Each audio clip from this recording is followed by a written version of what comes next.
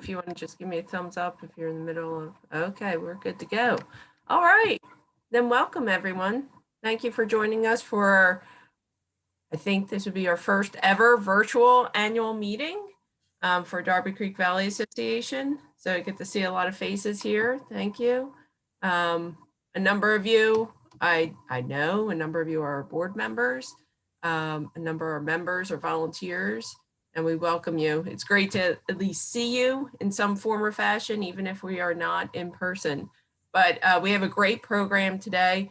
We're going to try to be mindful of how long people will be sitting in front of their computers. So we'll take a break at some point in between the couple of presentations this morning. And please feel free to ask questions. You do have the chat option. You can unmute yourself to ask those questions while speakers are giving their presentations. If they so choose during their presentation or at the end, they will let you know. Does anybody have any questions for me right now before we start our day?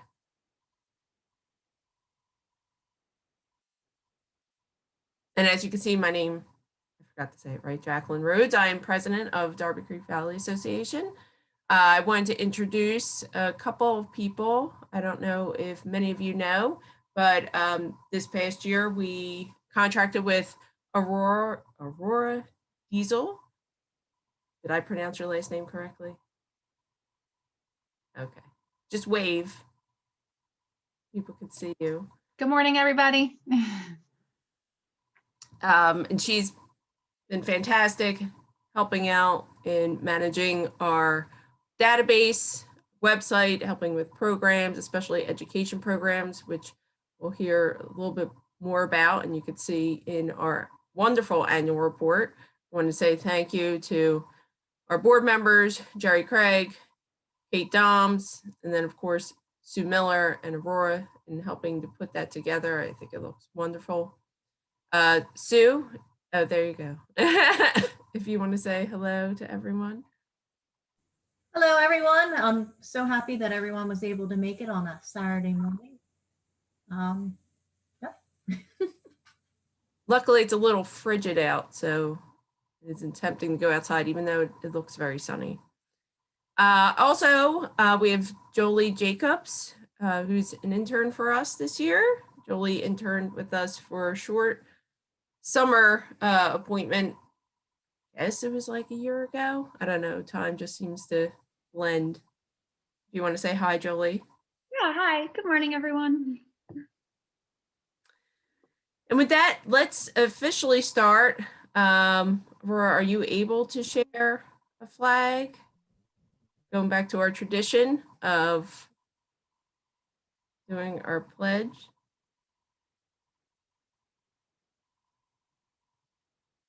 All right. You're going to take yourself off mute. You don't necessarily have to stand if you can't get the, vertical part of it, if you so choose. But I will begin. I pledge allegiance to the flag of the United States of America and to the republic for which it stands, one nation, under God, indivisible, with liberty and justice for all. Thank you. And I will say that kind of our motto and invocation for today is that we may leave this earth a better place than which we found it. And I think all the work that we are all doing definitely tries to achieve that and advance it. So amen to that. All right. Let me start. I mean, it'll be a little hard to see just because we have two screens, but I also want to recognize board members. So if you want to, board members, give a little thumbs up in your box so people can see who are all of our board members that are joining us today. Give you a minute to do that.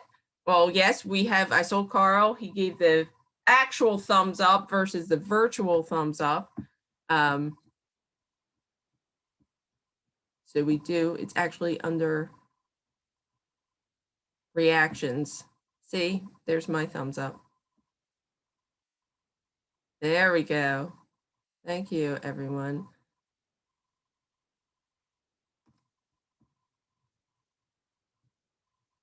Others, I see a couple other board members, but they haven't given their thumbs up yet. But they are there. So we have a number of board members here with us that obviously do wonderful work. Our organization, as many of you know, have been a very active working board up until, goodness, 2.5 years when we started contracting with people that help us in advancing our mission and really expanding the work that we've been doing. So it's been fantastic. So I wanted to highlight a couple of those things that have been just in light of COVID, we've been able to achieve over the past year. And I'm sure we would all agree that it has been a challenging year. Who would have thought that it would be almost a full year since we had all gone into quarantine. And then of course, with variations of that over the past several months. But with that, there are a lot of things that we can do outdoors, which of course is fantastic. I know a lot of people took advantage of our open spaces, our parks, our trails, which, you know, without it, what would we have done? So thankful for that, and for the county and the state, and of course, for the National Wildlife Refuge, John Hines. I know several people visited there during this trying time. And I think for all of us, it just sends the message that we need to appreciate those open spaces even more than what we had before. And I think many of us here today appreciate it, but I think the message has gone out to those that normally would not have used those spaces, that now they have had their eyes open to what it means to protect those lands. So in addition to that, we continued to work on having cleanups throughout the watershed. We had to cancel our kind of like one day or couple day activities in April around Earth Day last year, but we're able to pick back up in the fall with several smaller cleanups throughout the watershed, which was wonderful. Many people here had participated in that. We had about 500 adults participate, as well as families, you know, not including the little ones that tagged along to help do cleanups. So that was wonderful. Picking up about 28 tons of trash. I mean, it's great that we're cleaning it up. We need to get to the next level though, where we try to reduce that amount and get people to either stop littering, illegal dumping, and or controlling our stormwater so we don't have as much trash entering into our waterways. And I think we'll hear more about that in terms of a new endeavor, hopefully that we'll be able to share with you later in the year, but we will be hearing from Melissa Muroff about some of her activities, but we're not quite there yet. But just to give you a little plug and a little preview, can't wait to hear from Melissa. And as a result of COVID, obviously we all had to adapt. And so a number of our in-person programs turned into webinars. Aurora really helped with that, especially as it relates to youth programming. We had a total of 26 webinars that Sue and Aurora helped to put together, with almost 700 people participating. And that, of course, is huge. I think not only for DCVA, but a number of organizations out there had adjusted and moved to online programming. And to be honest with you, I think that is going to be a component that many people will continue to implement. I think a lot of people appreciated the opportunity to be at home and not worry about traveling in order to hear all the great things, learn about activities and volunteer opportunities, as well as just become educated on various issues throughout the watershed. We also, with the help of Steve Lockhart, who's here today, as well as Jamie Anderson, and then of course, Sue and others, put together a new rain garden program in Upper Darby, modeled after Have a Rain Garden. And I think it's great to create those programs, and hopefully that is something that could be replicated all throughout the watershed, where citizens get involved and decide we're going to help and take responsibility for trying to improve the stormwater management, beautification, and all the wonderful things that are associated with putting in more rain gardens throughout our community. So I just wanted to highlight some of those things. Also, we received a great award at the end of the year by receiving a $25,000 grant from, is it the Delco Strong Foundation? So you correct me if I'm wrong there in the name. That is something that Sue Miller put in for us, and I think just goes to show how much we were able to achieve in this past year and more to come. So with that being said, we're going to officially start our program. And for those of you that just joined on, again, please keep yourself on mute. I did post in chat that you can post any questions there, especially if you're running into any technical difficulties. Aurora, you stop sharing screen, but Melissa, you should be able to share your screen as needed. You're good to go there. I can't, oh, see, look. It's back up, but I figured it would be easier if you want to just run through your slides. Yeah, sure. Okay. Well, while you're doing that, I have a formal introduction for you. Oh gosh. Not used to formal, but I just know we're going to hear a little bit more about, who you are. I mean, I know I personally was very excited hearing about your position and joining Delaware County's District Attorney Office, Assistant District Attorney, starting in January of 2020. Melissa is the Chief of the Environmental Crimes Unit and the member of the Office's Appellate Unit. And the Environmental Crimes Unit works with local and state regulatory agencies and law enforcement, as well as NGOs and community groups, to raise awareness of and prosecute environmental violations in Delaware County. Prior to joining Delaware County's office, Melissa owned a high-performance sustainable landscape architecture and engineering firm. She served as the board chair for the Sustainable Business Network of Greater Philadelphia and worked with governments, nonprofits, and industry groups to advance sustainable water resource policies and environmental justice. So Melissa has her master's in medical genetics, which is very interesting. She worked for over 10 years in the field of human genetics and health policy. And she earned her Juris Doctorate from Illinois Institute of Technology, Chicago Kent College of Law, and was admitted to the Pennsylvania Bar in 2006. yeah, I'm that old. Melissa. Good morning, everybody. Thank you so much. I'm so happy to be here. And I just, I know I have 30 minutes, so I'm not going to spend too much time on this, but I want to give a very genuine nod and acknowledgement and mention of gratitude to DCVA, because as you'll see as I go through this, dealing with environmental crimes and prosecuting environmental cases takes a village, and DCVA has been amazing. You have taught me a lot, and I will continue to do my best to serve the community in Delaware County, and you guys have really been at the forefront in helping to identify what those major issues are. So thank you. All right, I'm going to kick this off. And as I understand it, I am going to talk at you, I guess, for 30 minutes, and then we'll open it up to questions for the following 15 minutes. But obviously, feel free to put comments in the chat.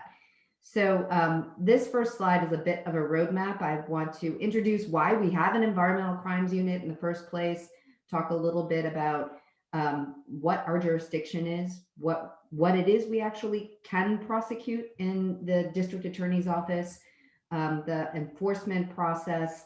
And then I want to zoom in a little bit to Delaware County. What is our perspective? What are we seeing? And particularly take a bit of time to talk about environmental justice and environmental racism. And then lastly, I touch on our approach to environmental crimes, which is really one of community prosecuting in large measure. So the DA Stolzheimer was elected in November of 2019, and his campaign platform included, among other things, a focus on environmental protection.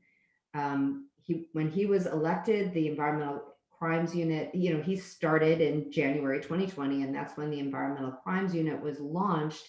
And I want to share that the district attorney is a state's attorney.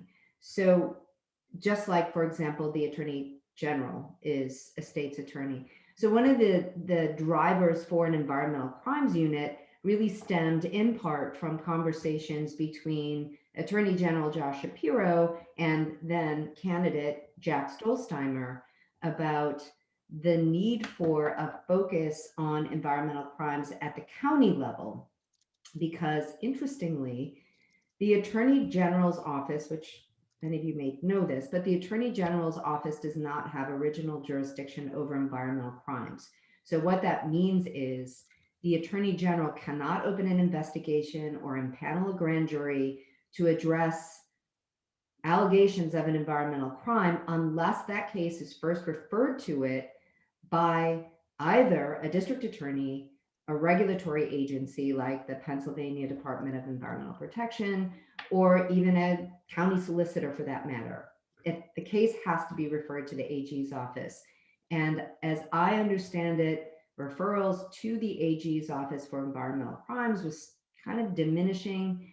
And I don't think anybody was really seriously believing that organizations and folks were cleaning up their act and not committing environmental crimes anymore. So, and there was an interest in kind of trying to find a more proactive way to foster referrals to the AG's office, or at least continue to prosecute environmental crimes. So I'll talk about this a bit later, but again, the jurisdiction that both the Attorney General has and the District Attorney has is at the state law level.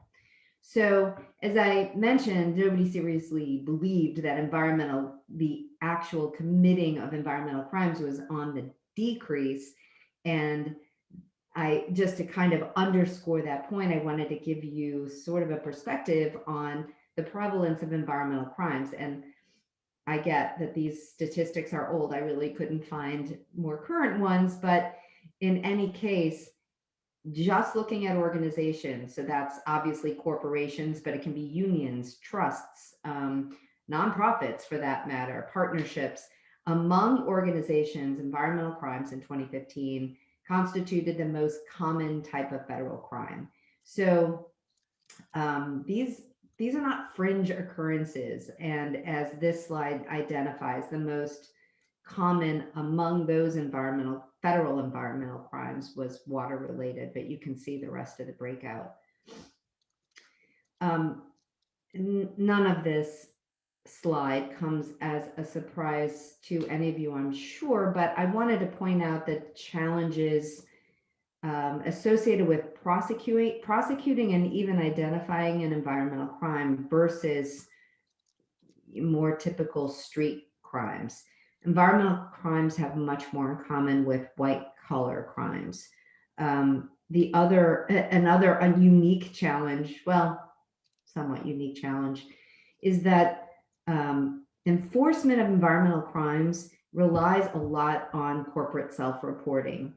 And by that, I mean corporations that have permits to pollute from either DPA or the DEP or what have you, have obligations to report that they are remaining in compliance. So, that is fraught with it's not always fraught, but it can be fraught. Jurisdiction spans multiple state and local entities, and we'll talk about that later, but the state regulatory agencies have jurisdiction over environmental crimes, as does the Attorney General's office. We do, and certainly in some cases, even solicitors, county solicitors, for example. Violations kind of are mainly addressed administratively, but also can be addressed even in parallel in a criminal context.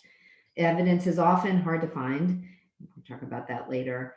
And identifying and proving environmental crimes is often extraordinarily scientific and technical. The regulations that govern what you can do and can't do are highly technical. And the victim profiles are really varied.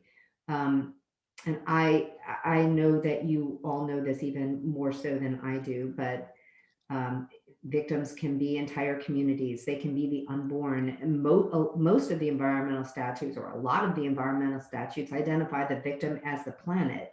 So the victim profile is complicated.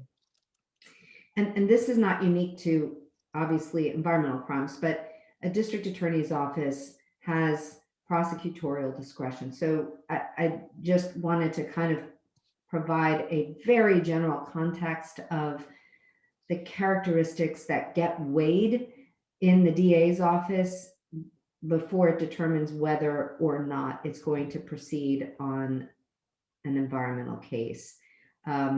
In general, and none of these are bright lines, but in general, the DA's office is going to focus more on organizational offenders as opposed to individuals, as opposed to the one guy who pours, motor oil down the sewer, for example.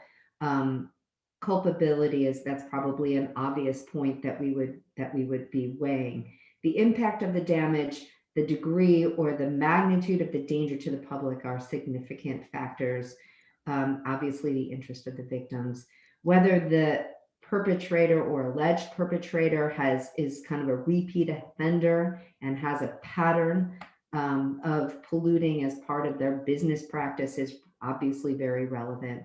And then the likelihood of conviction. So again, none of these are bright line rules, but it does give you a perspective on how decisions are made in the DA's office. So I mentioned before that the district attorney is a state attorney. Our jurisdiction is limited to violations of state law, state environmental law, in the case of the Environmental Crimes Unit. But by limited, I don't want to suggest that the scope is small. I just wanted to give you a taste of the breadth of the state environmental statutes. And I'm not going through all of these, but I just kind of wanted to give you a sense of the number of them. And in addition to the state environmental statutes, the Constitution itself has a beautiful provision that can also serve as a basis for prosecution, but it's one that is approached cautiously, because using this provision as a basis of a suit has to be done such that you're not risking a precedent that narrows the scope of this amendment. But it is a pretty powerful statement that should embody the vision of the Commonwealth relative to the environment. But in addition to the law of the land that's very focused on environmental issues, as I mentioned, other laws come into play as well, because as I mentioned, environmental crimes are not only do they have a lot in common with white collar crimes, but they're often the environmental crime cases are often include white collar crimes as well. And Title 18 in the Pennsylvania statutes identifies those. Those would be what I'm referring to are crimes like fraud or forgery or falsification of records or deceptive business practices. So it's not uncommon for an environmental crime to also be kind of intertwined with Title 18 crimes. The Title 30 also has laws associated to fish and that's the name of the title, actually. And to be honest with you, we haven't referenced that much, but the unfair, and then lastly, there is the Unfair Trade Practices and Consumer Protection Law statute. And that is a pretty powerful tool for district attorneys, as well as county solicitors for that matter, in pursuing public interest lawsuits. And that's another capacity that the district attorney has, which is we can talk about later, or I can address in the questions. So enforcement, how do cases get to a district attorney's office, or for that matter, an attorney general's office? They are referred to our office from any number of sources. I would say in my experience so far, as young as the environmental crimes unit is, most of the complaints that we've received have come from the community, also non-governmental organizations and municipal officials. Absolutely, like township managers, for example, will reach out to us.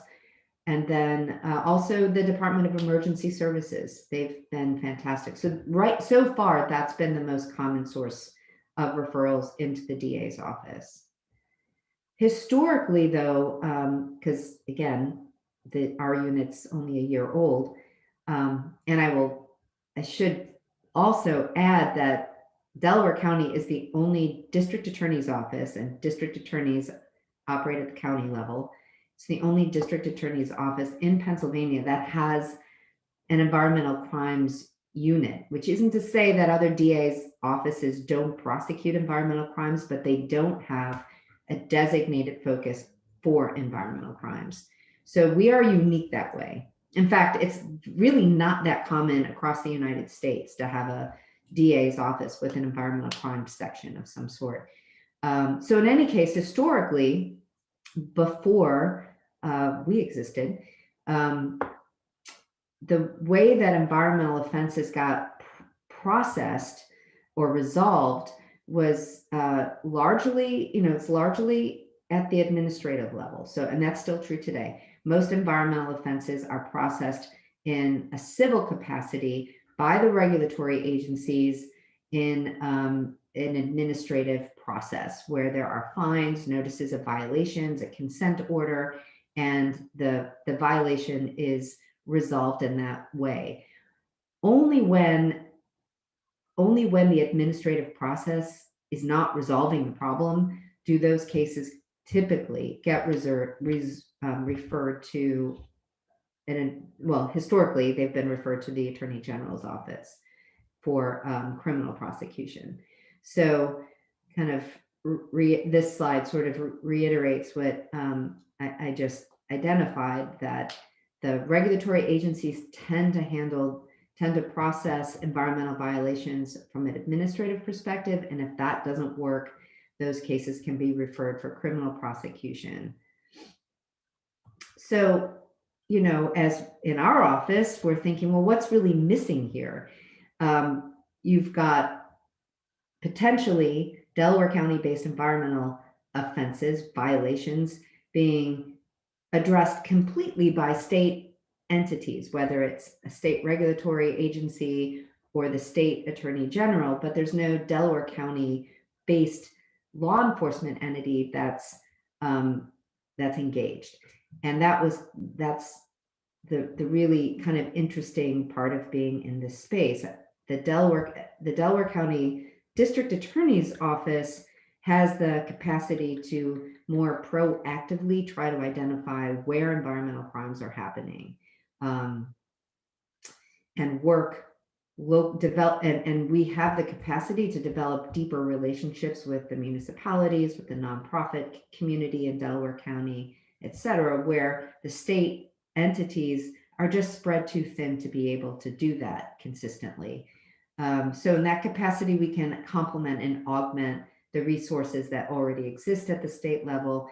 And increasingly, what I'm finding is we play an important role in intergovernmental coordination. So we're working with the county solicitor's office and maybe the DEP and the state attorney general's office, or even as well outside attorneys, and it's the district attorney's office that's providing all of that coordination and sort of hopefully accelerating the process. And then lastly, we have, I think, a better capacity to highlight and focus on environmental injustice in Delaware County in a way that the state entities are just spread too thin to do. So what are we seeing in Delaware County mostly so far? And like I said, the unit's still pretty young, and the kind of shutdown didn't help during this pandemic. but in any case, of all of those environmental statutes I showed you in my assessment so far, these are the ones that are probably most frequently the focus of cases that we hear about. And what that looks like, which is, Sue, not surprising to you, I think I took this photo with doing a pollution tour with Sue, but these are the types of kind of complaints that we tend to get the most. So this is what I guess environmental crime so far looks like in Delaware County. But not surprising to anybody, those kinds of issues or environmental offenses aren't really evenly distributed across Delaware County. And I found honestly that these statistics sort of encapsulate the impact of environmental offenses and environmental crimes better than I could, just,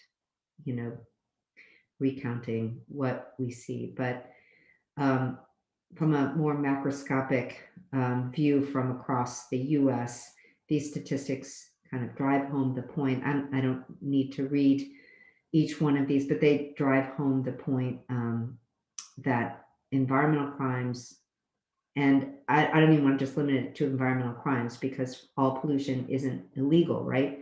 Firms, organizations are permitted, acquire permits from regulatory entities that allow them to pollute. But 11.2 African-American children compared to only 2.3% of white children suffer from lead poisoning.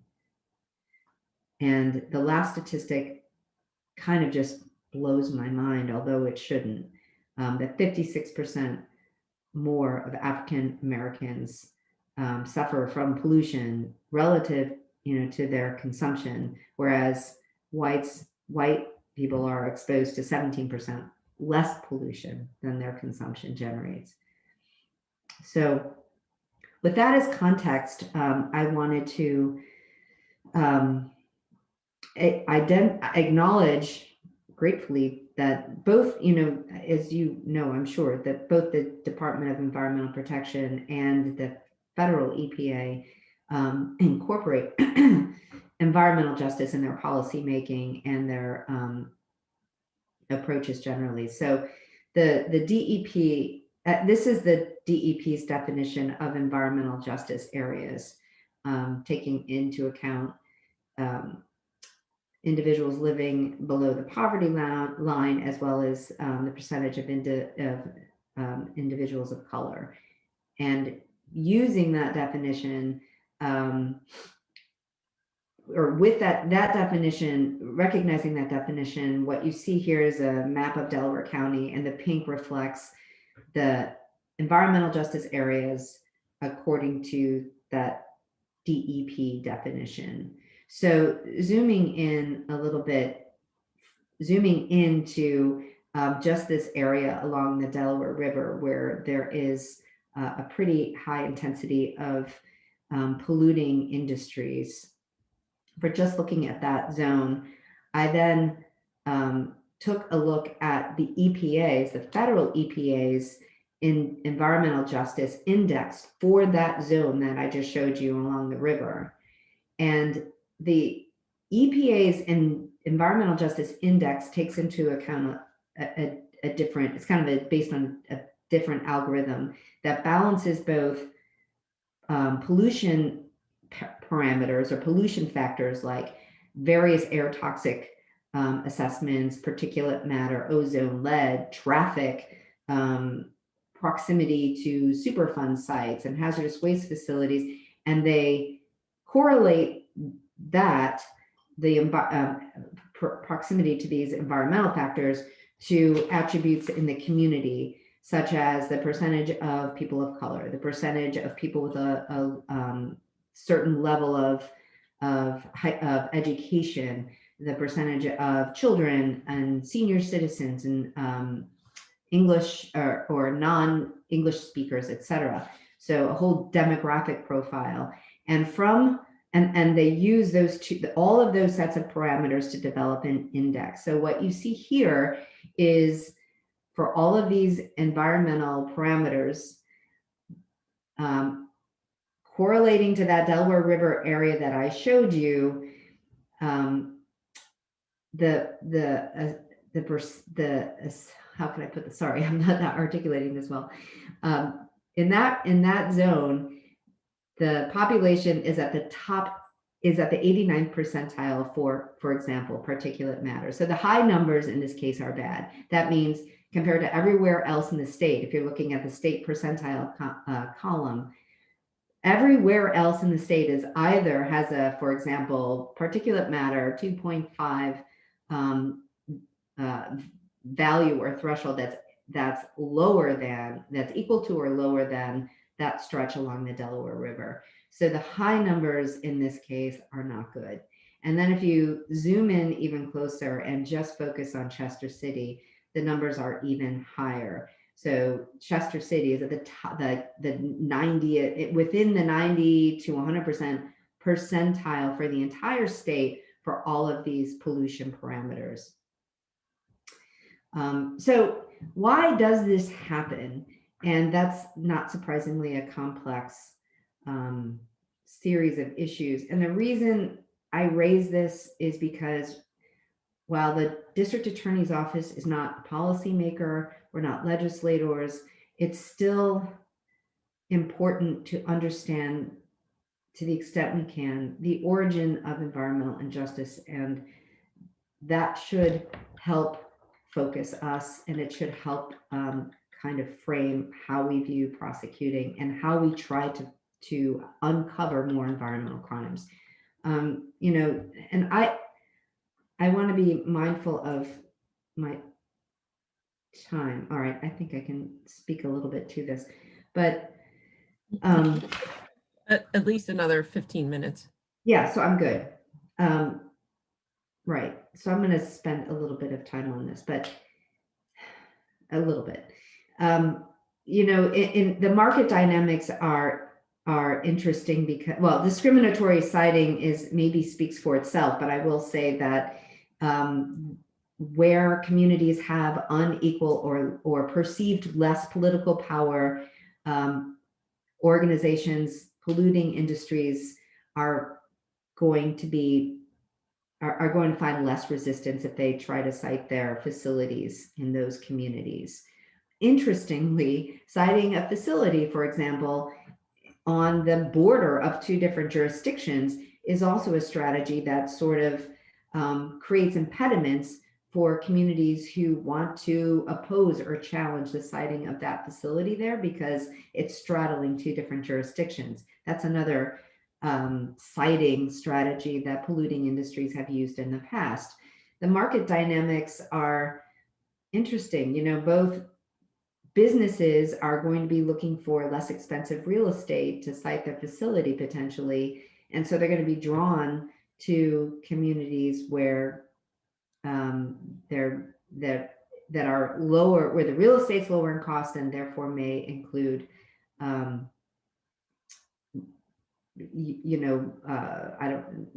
higher population of people of color or minorities. Unequal regulation. So I read several studies that show that in communities that are deemed to be affluent, a violating plant is more likely, a plant that's violating its permit is more likely to be shut down. It takes around 20% longer for hazardous waste sites in communities where there are a greater population of people of color to be shut down. So there, at least what I've read is there's historically been unequal regulation in communities in low income areas. So what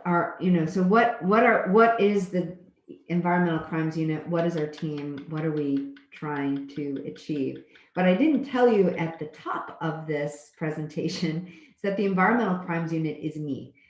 I don't have a team of lawyers with which I work. But that said, I don't, the reality is there really is a team at the office, and it's, and beyond for that matter. So I put the DA at the top of the list here because he really is committed to growing this unit and tackling environmental crimes. He's a phenomenal advocate, and he really does believe in this unit. I meet with him every 2 weeks to talk about what we're doing, to strategize. So he is really committed to this. And I also wanted to identify that it's a multidisciplinary team of lawyers that kind of focus and work together. So I am regularly working with the deputy DA who's in charge of investigations, and his focus is largely in white collar crime and government corruption issues, as well as the chief of all of our civil actions as well. So at a minimum, I'm working with those two teams. And then all district attorney's office have an investigative arm, which is the criminal investigation division, and those are the detectives. So in terms of investigations, RCID is a phenomenal resource. And I'll also work with readily the investigative teams in the Department of Environmental Protection and Fish and Boat Commission. They are well trained to address hazardous sites and toxics. I mean, that's their primary scope. So I will absolutely work closely with them, and good relationships with both of those agencies is really paramount for us.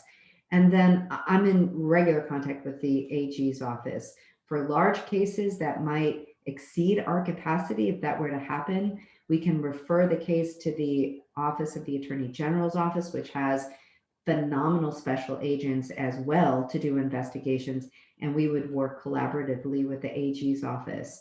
And then lastly, we also work with outside environmental lawyers, some of whom are part of non-governmental organizations like the Delaware Riverkeeper Network, but others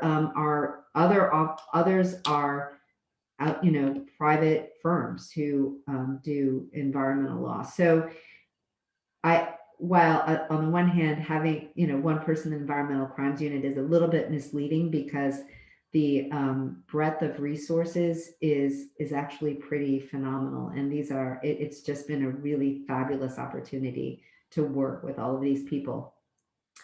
The toolkit, this is not unique to the environmental crimes unit, but I just wanted to frame this out. This is how the work gets done once a case gets referred to the DA's office and an investigation would ensue. We have these tools in our toolkit. And then the remedies are defined by statute. So while good creative lawyering can expand that and kind of drives what charges you're going to file, the remedies for environmental crimes are really kind of varied, and putting your case together and figuring out what charges you're going to file is oftentimes, it is not oftentimes, but it is absolutely informed by the types of remedies that are the most beneficial to the community who's been impacted.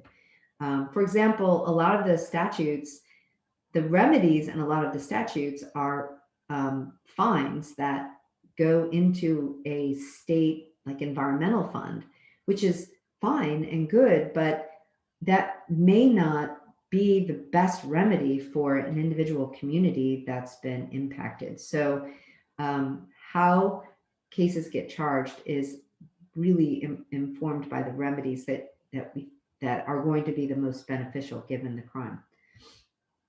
And this is my last slide, but I just wanted to underscore that the approach that we are taking necessarily involves collaboration and cooperation with so many different groups, and this kind of goes back to the very first comment that I made, that DCVA has been unbelievable and supportive and really helpful in identifying where what parts of Delaware County are and have been at most risk for environmental crimes. But developing collaborative relationships with all of these groups is critical, and it'll be a lot easier when the shutdown is not still enforced, because I spend a lot of my time on Zoom meetings, and once once we can all get back together again, in-person meetings, community groups. So I really appreciate the outreach from anyone in Delaware County who has a concern about environmental crimes. And I wanted to, I think what was mentioned earlier was, I think Jaclyn, I think what you were alluding to in the introduction was one of the effort that we're focused on with DCVA regarding illegal dumping. And we're really trying to make inroads, working closely with DCVA, Keep Pennsylvania Beautiful, the municipal officials, the local judicial system, to shine a light on illegal dumping, to figure out how to hopefully get additional resources to tackle that. But it's an ongoing process, and I love your feedback on strategies that you think might work. But the DA's office really wants to be a partner to the community groups and to the rest of law enforcement to shine a light on illegal dumping and try to make some inroads in that respect. I'm going to actually, yeah, I guess I'm a few minutes early, but I'm going to actually stop. That's my thank you slide and my contact information. But does anyone, if anyone has questions or even, thoughts, recommendations, or where you see the need, or if you have ideas about how the DA's office can make an impact or support what you're doing, I would love to hear your thoughts. Thanks, Melissa. It was always great to hear from you, and hopefully people do have some questions. There was a comment in chat from Anthony Bastian, if I'm saying that correctly, and it says, can your office instrument dumping areas, for example, use camera to find people dumping in Delco in known spots? Right. So can we do that? So the immediate answer is no, we can't.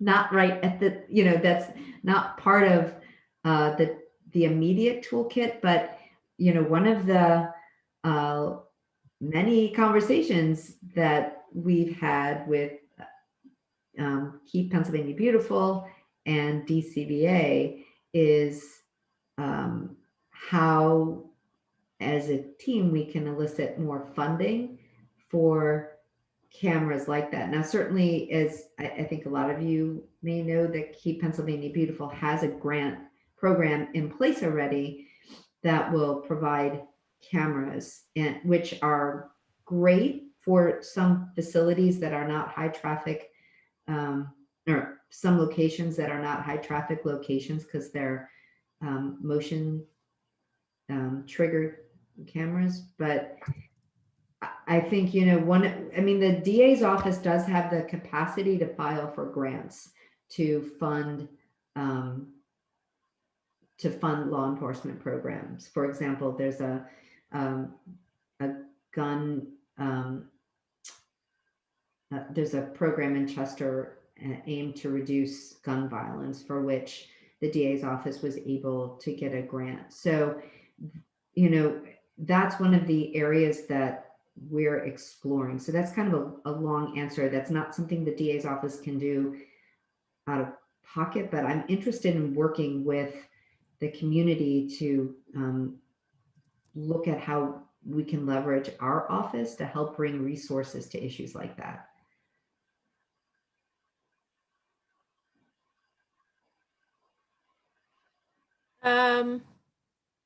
If there are others that have questions and you want to take yourself off mute, feel free. There were 2 other comments in the chat. I think Peter had a question. Peter Pugliese.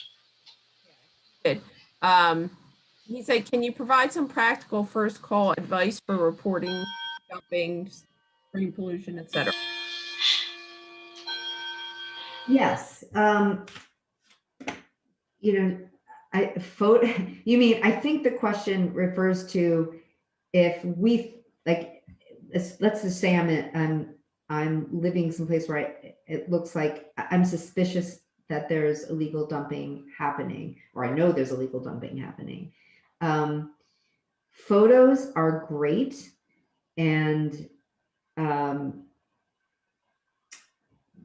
would, actually just call me. Just call me. If you have photos, that's fantastic. But you can just call and share what you know. I wouldn't want to suggest anything that might put anybody at risk. In any given site, you don't know what's there, and I wouldn't ever encourage anyone to go investigate. But every case is kind of different. So I would call my mobile. You see my mobile on the screen. Until I don't know, further notice, I'm mostly working from home, and I've got my mobile with me all the time. Call me. I mean, just remember, I'm paid to serve you, so I work for you. And even if you have a question and you're not sure, it's okay, just call. But photos are always really great, and obviously an address so we know where it is that you're talking about. I know I don't know if that's a particularly helpful answer, but if there's something specific, that you're concerned about. Well, this is Peter. I just wanted to jump in. That question came from me, but I haven't done it very much, but I did see an event. I guess it was actually runoff going into a stream from a whole house washing firm that was obviously bleach, sodium hypochlorite. And I walked it down to the stream, saw it going into the stream. So I actually called the DEP hotline, and they said, gee, call 911. So you haven't, and I thought, wow, this is this real? So, that's interesting. The other, well, okay, so I'm glad that's helpful.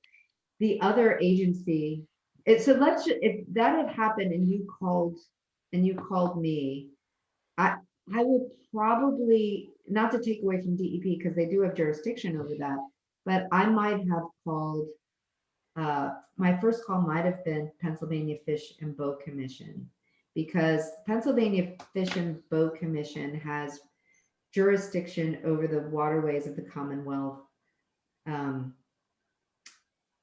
Yeah, period, their state. And like I said, DEP does also, but in contacting both of them is fine, but my guess is that Fish and Boat might have the capacity to send somebody out there right away. So you certainly could call me, in which case I would probably call Ron Avancho at Fish and Boat Commission, and also follow up with DEP. I really, because I know that both entities are spread thin. So in the meantime, we can, depending on the site, we can also have one of our own detectives, one of the CID detectives, go out there.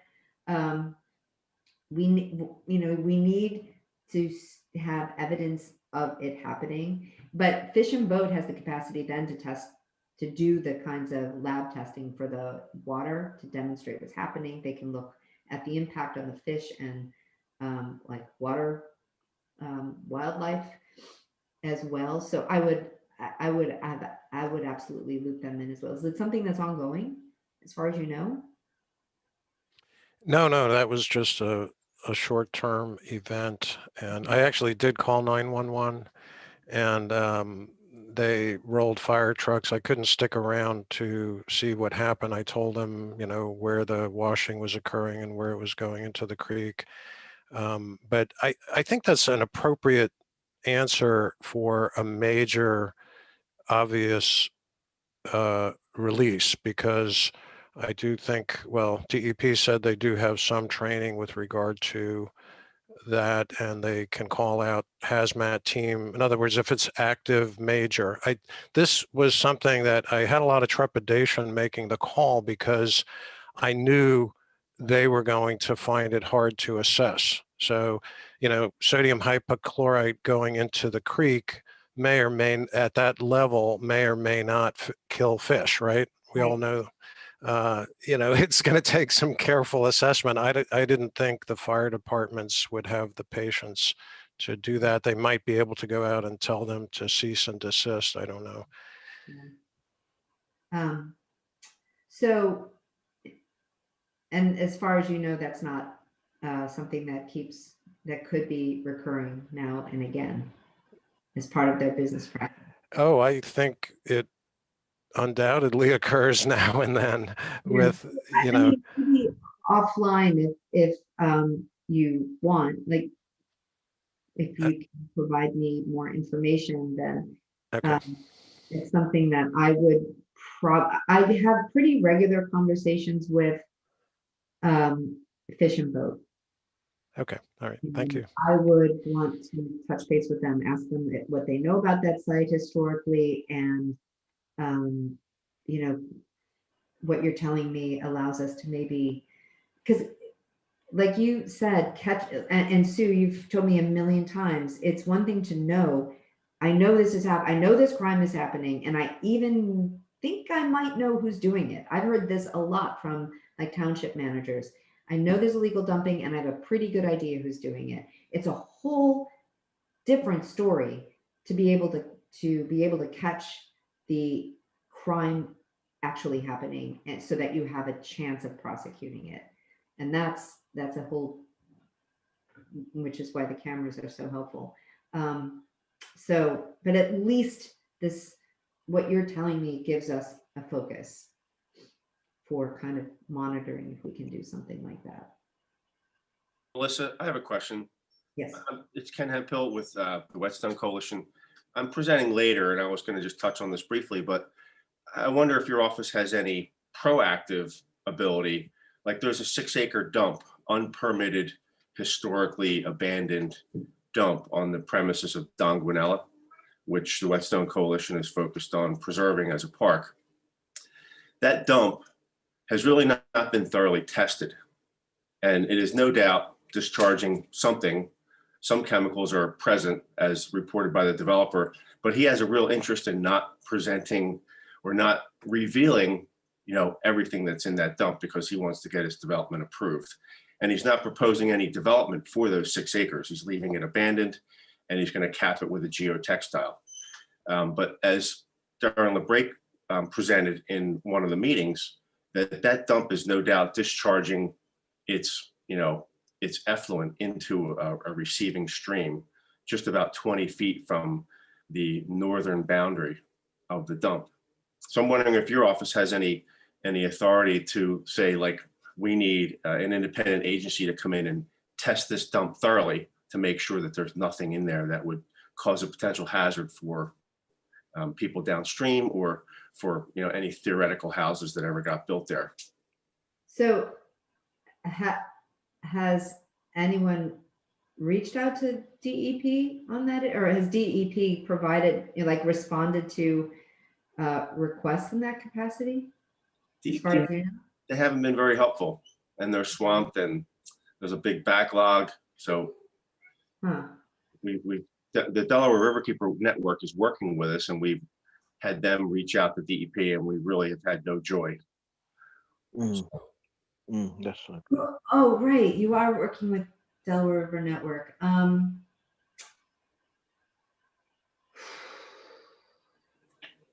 Yeah, you know what?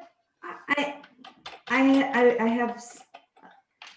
don't know that much about this issue, but I probably should reach out to Delaware Riverkeeper Network and can we talk in more detail Can I about give this? you a call next week?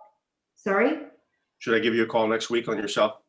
Yeah, to figure out, it's like I said, well, no, I mean, to figure out where we might be able to fit in to push this along, because the challenge that I'm thinking about here is, so the developer owns that parcel Yes. where the dump is That now, piece. where the dump's located, but I understand why he doesn't want to touch it.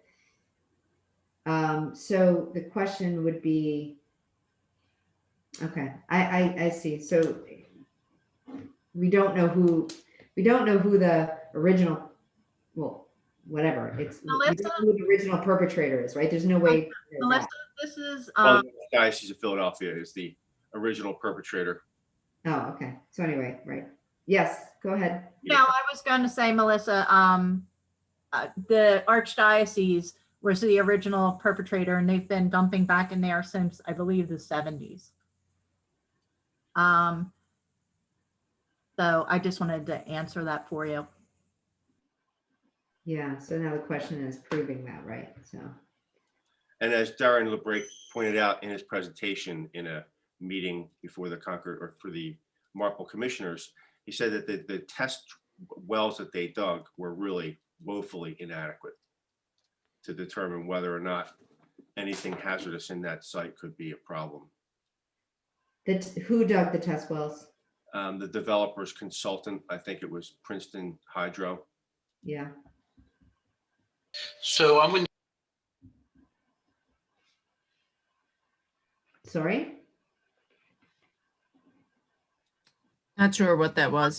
No, Alan was going to say something, and I accidentally went to mute someone else, and I hit his button, so he should come back on in a second. Okay, so I think I'm back on. So I was going to suggest we just kind of ask you guys to take that discussion further offline, because I know we have a couple other questions. I know Scott Mates had a question. I know we only have a few more minutes, so I just wanted to kind of move it along. I'm gonna actually call on Robin Mann next, because she's been waiting to she had a comment and a question. So Robin, Okay. if you want to unmute yourself. And then Scott, and I think those will be our final two questions, unless we have a little bit more time. Yep. Thanks. Well, I was just curious as if Delaware County has the legal authority to install its own air monitors if they're not sure that the self-reporting is reliable at an industrial site. Right. So if there, it's an interesting question. Can I imagine a scenario where we would, it not likely, it's kind of the same scenario. It's kind of the same construct, I guess, as the cameras for identifying illegal dumpers. So, until and unless the DA's office opens an investigation, would installing air monitors be part of an investigation of a specific alleged crime? I don't know. The DA's office, because we haven't done that before. Probably not. But is there a way that we can work in the community groups, and other entities to help kind of advance efforts for funding for that? I think that there are ways we can as a community partner in that respect. It's a good question. I don't want to say No, absolutely not. You know, one of the things that's so interesting to me is that the price of technology, the cost of technology has come down so much, and using that smartly as a tool to identify crimes is a really makes a lot of sense to me. But I also am very aware of, you know, the limited resources we have as well. So I don't, you know, I think it's worth some creative thinking and teaming. And I know that's a pretty ambiguous answer, but I think it's. No, thank you. That's great. Thank you. I'll follow up. Please. Yeah. Hi, this is Scott Mates. Cobb's Creek, the lower Cobb's Creek, and when I was in charge of the tag for the Superfund site Clearview, as a neighborhood liaison, I poured over, there was like 3 filing cabinets full of old documents, and I found in it that actually the lower Cobb's Creek was an unpermitted section of creek. That means it was you can dump unlimitedly in it. It was unpermitted. And I think I may have seen that in a newer document that we were handling too. I was wondering if that was still the case. That was a couple of years ago now. And what can be done about that?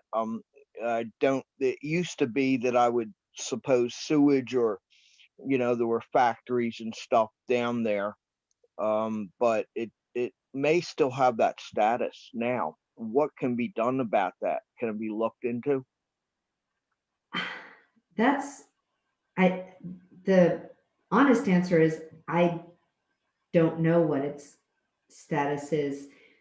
I do know that the Pennsylvania Clean Streams Law prohibits dumping into waterways of the Commonwealth, and doesn't distinguish some waterways from others depending on a permit status.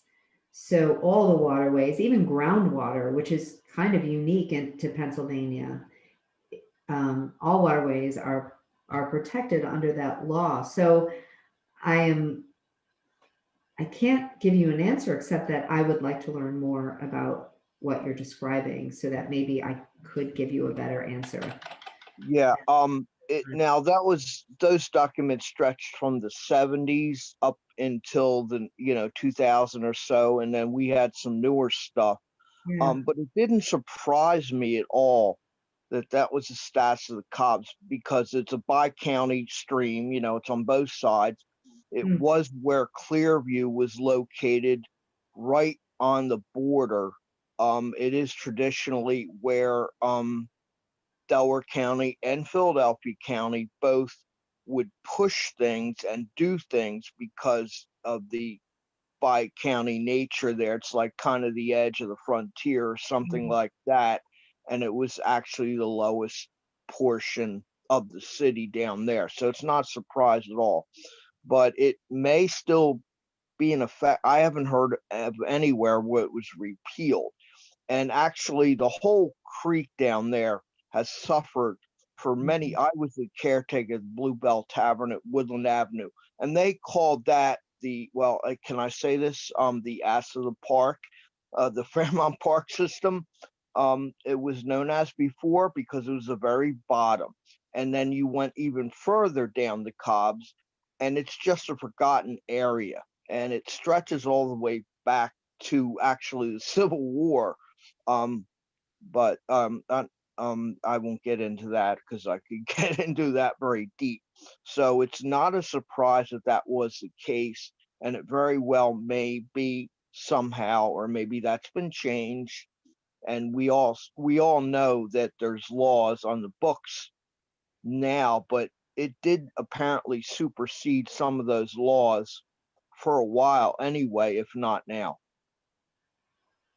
Give you a real quick answer to that. The way water pollution laws are set out, there is no presumption of ability to pollute. There's a presumption of no ability to pollute, like Melissa was saying. So if you don't have a permit, then you're not allowed to pollute. So somebody who is doing what they always did and has never been hassled about it by the government authorities continues to do it, and the stream may be going downhill as a result of that, but it doesn't make any of that conduct legal. And in fact, if a citizens group wanted to sue a landowner for allowing that to occur, they could. Yeah. And DEP could seek enforcement action if they chose to, and it probably could be considered potentially criminal if someone has been doing it for 30 years and is ignoring requests to stop from DEP. I don't know. That's very common. 20 years is not a long time for a site that has problems to continue without being threatened in a really meaningful way. Very common. Yeah, I want to wrap this up, but that document definitely came out of the era after the EPA was established and after many laws were passed. It was still listed as that. Whether it still is, that's a question, and that's all I have to say. All right. Thanks, Scott. Yeah. For everything. And obviously your contact information is here. A round of applause. Be virtual applause. Hope it was helpful. One hand wave. Yes. One hand clap. Right. Thank you for your indulgence, everyone. I hope it was helpful. Absolutely it was.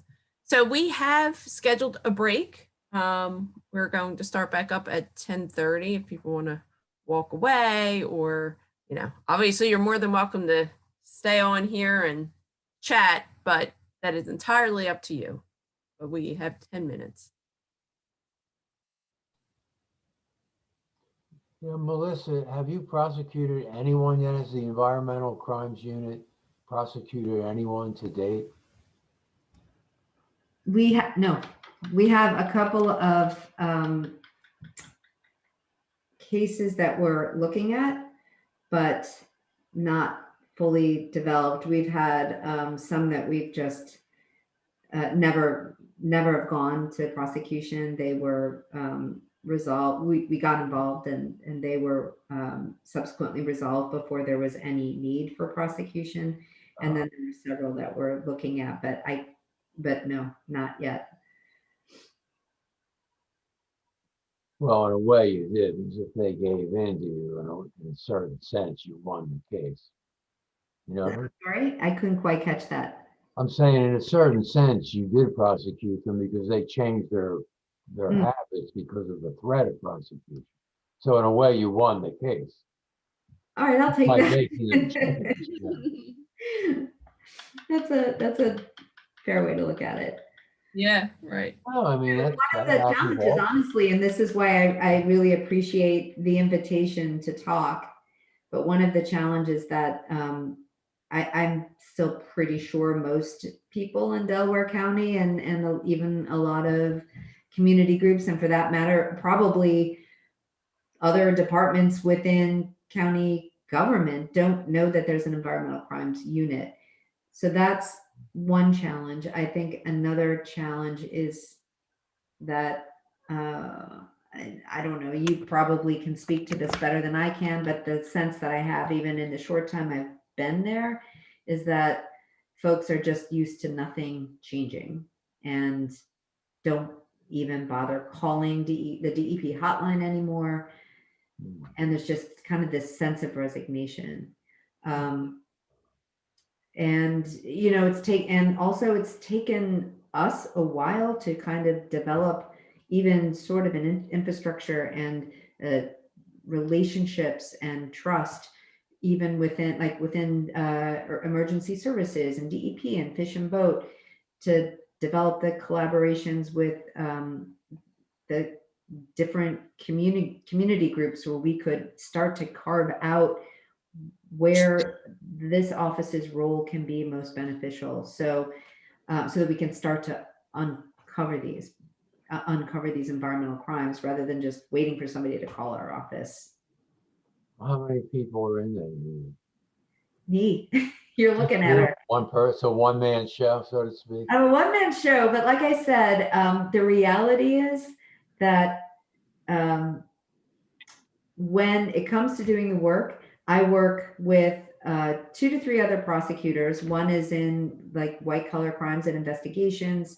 The other is the lead on the civil actions. I work with Fish and Boat and DEP. Like their investigative resources are exceptional. They're trained for toxic and hazardous sites. Our own investigators are an incredible team. And then in some instances, I'm working with the Attorney General's office. So it is just me, but in reality, the success of the unit is really dependent on its capacity to work across jurisdictions, to other agencies, to work with the municipalities and their resources, and obviously with the community groups and the nonprofits. So yes, it's just me, but I never feel like our footprint is small. You should advertise if you think people, see, the thing is, I heard of the environmental crimes unit almost the first day Jack took office. It was in the paper. Yeah, right. If Right. people don't know, they should try and get into the media so people can see that it exists. You know? Yeah, I appreciate your point. Excuse me, Melissa, this is Kate Goddard. That was really, really interesting, and I'm so excited that your office exists. I sent you a message in the chat if you wouldn't mind taking a little look at it privately. Thank you. Oh, will do. Melissa, I don't know what your plans are for today, but obviously you're welcome to stay on sustainably. Yeah, no, you have some updates that I really want to hear about. Okay, fantastic. So I'll have myself on mute, but like I said, just in keeping with the point that I just made, the success of the unit is, in my opinion, it's so dependent on working with and being in touch with the community groups and the municipal officials, because it's a team effort. So no, your agenda is great, and I'm staying on because I want to be updated and I want to stay engaged. Wonderful. Okay. So thank you for putting together such a great agenda. Well, it's only as great as the people that join us. And actually, let's see. Well, we have a few minutes. Give you a few more minutes of doing whatever you like. But if there's anybody on here that wants to share how long they've been a member of DCVA, or just to say hi, feel free.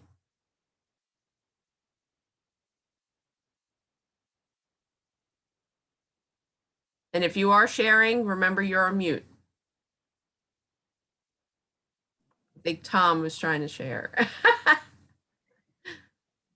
I saw him talking, but I wasn't sure if he's talking to us or if he was talking to someone in his household. I want to say that this is Kate again. I think it's wonderful that a lot of people were able to join us who normally can't join us, but Zoom is allowing them to do so. So it's great to see Tom and Carl. So hi, everybody. Lovely to see you all. Yes, very good point, Kate. Thank you. Hey, this is Peter Puglianese. I just wanted to, since we have open time, put in a little ad for next Saturday. The 9th annual Philly's West Suburbs Trail Summit is happening 9 o'clock to noon. Anyone who needs information, let me know. Be happy to share it. Virtual, of course. Thanks, Peter. Can you put that information in chat? Will do. I just wanted to let people know that we have lots of workshops and events coming up.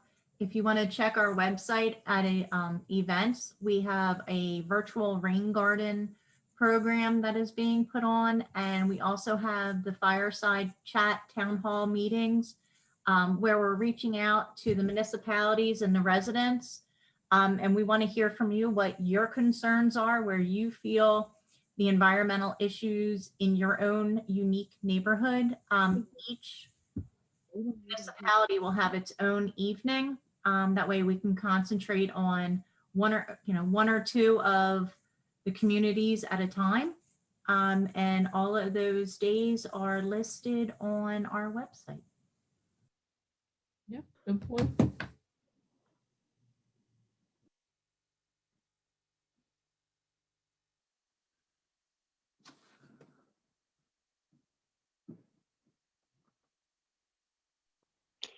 This is Scott Mates again. I just want to add the comment to what I was talking about before. That law or that the it appears it was a law that the creek is on the Cobb's Creek is unpermitted, so to speak, as it was quoted in the documents that I was reading, may date to even before the EPA, although it was in the documents after the EPA and, and their new regulations and all, and quite recent, but it could date to when both Philadelphia and Delaware County were thinking about sewer discharges. We all know that the sewer lines run down to the creek area. Philadelphia has a big treatment plant. Delaware County does too, I think, in Folsom or something. But anyway, it could have been like that for that to handle those kind of things, and that need is passed.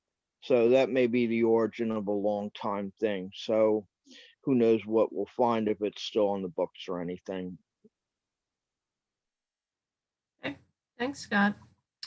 All right, well, I have right on the dot 10:30. And before I introduce our next speaker, I also wanted to thank Rosemary Hessling, who has been a board member for many years and now is a emeritus board member who is here today.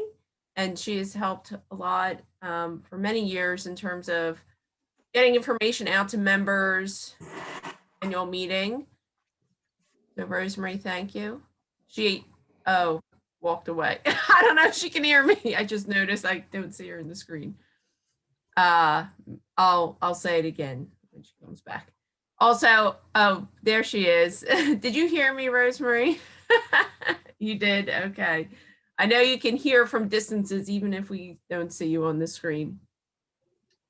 Also, I forgot to say that this event, all the speakers today are a result of our Vice President, Alan Samuel, putting it together. I'm just a speaking head. He did all the work. So I was remiss not saying that this morning. And he's been doing this for several years now, actually organizing and putting together the speakers. So thanks to Alan for such a great agenda.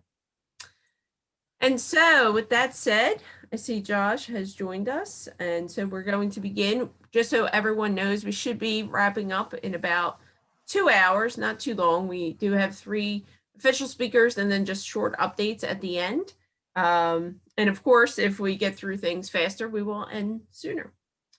So Josh has spoken with us a number of times, of course, because of the work DCVA is involved in regarding the landfills in the lower portion of the watershed.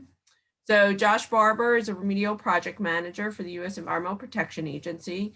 He's within the Office of Superfund Site Remediation in Philadelphia. He received his bachelor's in geography from the University of South Carolina and has been working for the Superfund program for 19 years now. Time flies, doesn't it, Josh? He spent his first 4 years working for the Federal Facility Restoration and Reuse Office at EPA at their headquarters.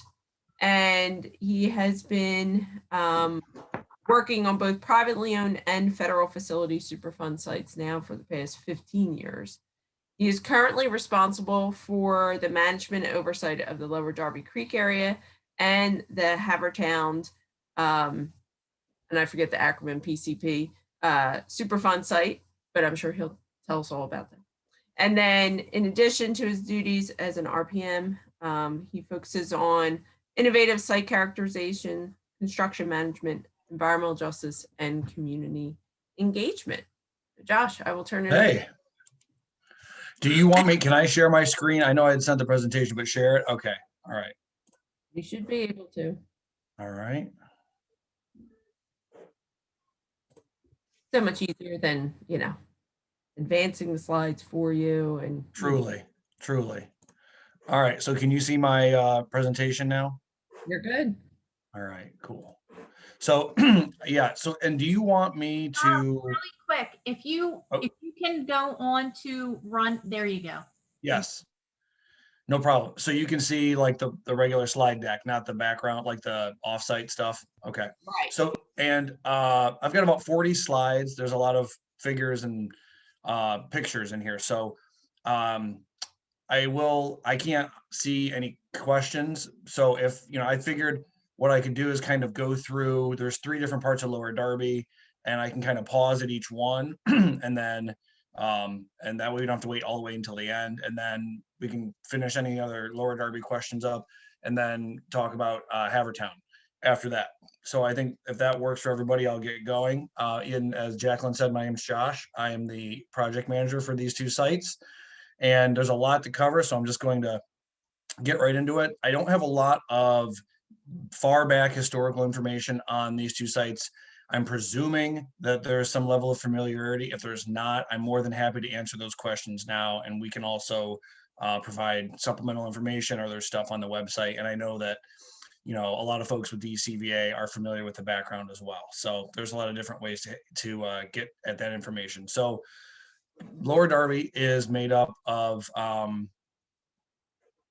2 different sites. There is the Clearview landfill, and just for reference, this is I-95. This is the John Hines Refuge. So the airport is to the south, and we have here this is 84th Street, Hook Road, and Lindbergh Boulevard. And for reference, here's the refuge environmental center. So Clearview and Fulcroft are the 2 main sources that are making up the Lower Darby Creek site. There's other industrial properties in between and upstream and downstream, but for Lower Darby, we're dealing with the contamination that's potentially related to Clearview and Fulcroft specifically. And it's broken down into 4 different parts, and we call them operable units in Superfund, OUs for short. So OU1 is Clearview, and it's all the soil and waste that's there that we're addressing. Fulcroft is down here, and actually Fulcroft is being managed by a group of responsible parties with EPA and DEP oversight. That's the Commonwealth Pennsylvania Department of Environmental Protection. The groundwater for Clearview is a separate operable unit. That's going to be a separate cleanup plan. And then we have all the aquatic environments that are between Clearview down through the Hines Refuge all the way down to the Delaware, which really is becoming, just recently we've classified it as OU4. It's always been its standalone thing, kind of technically tied to OU2 because of our settlement agreement with the responsible parties for Fulcroft, but we're going to be making that officially operable unit 4. And when I talk about the site, whether it's Clearview or Fulcroft or Havertown, the site is not only the source area, but it's wherever contamination has come to be located. So real quick, this is the winding path of Superfund. It is a long and winding road. These are the major milestones.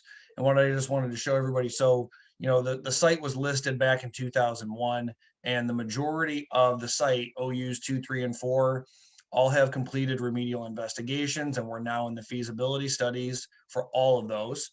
And I'm going to go into details on every one of these sites. Once I get through OU1, I'll pause for the first questions.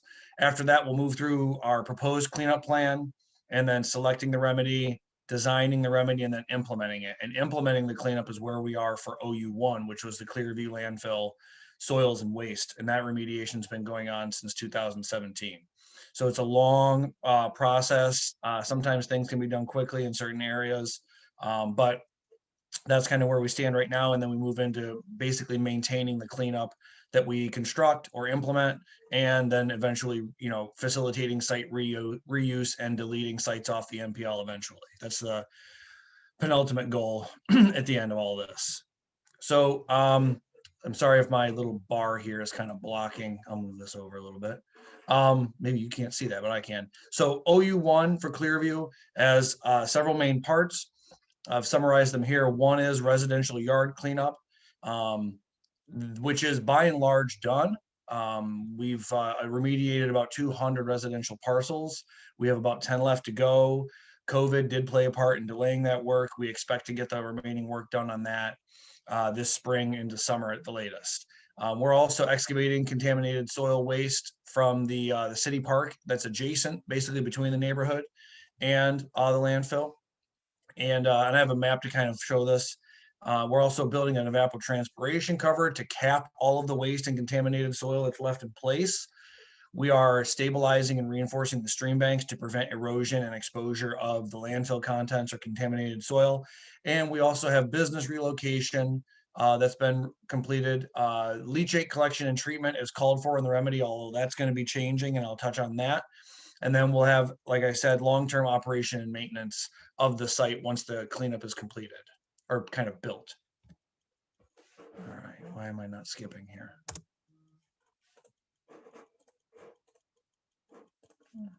Next, there we go. Okay, so and if at any point you can't see my slides, let me know. I'll move this out of the way, sorry. So this is the landfill cleanup progress. Just to orient yourself, Lindbergh Boulevard is down here. This is 84th Street and Lindbergh Boulevard runs along this way. So in this map, north is to the right, pointing towards Center City. So everything that's in pink here are the residential areas that we've addressed as part of the cleanup of the yards. Not every property in there it was included, but that's just kind of to give you a sense.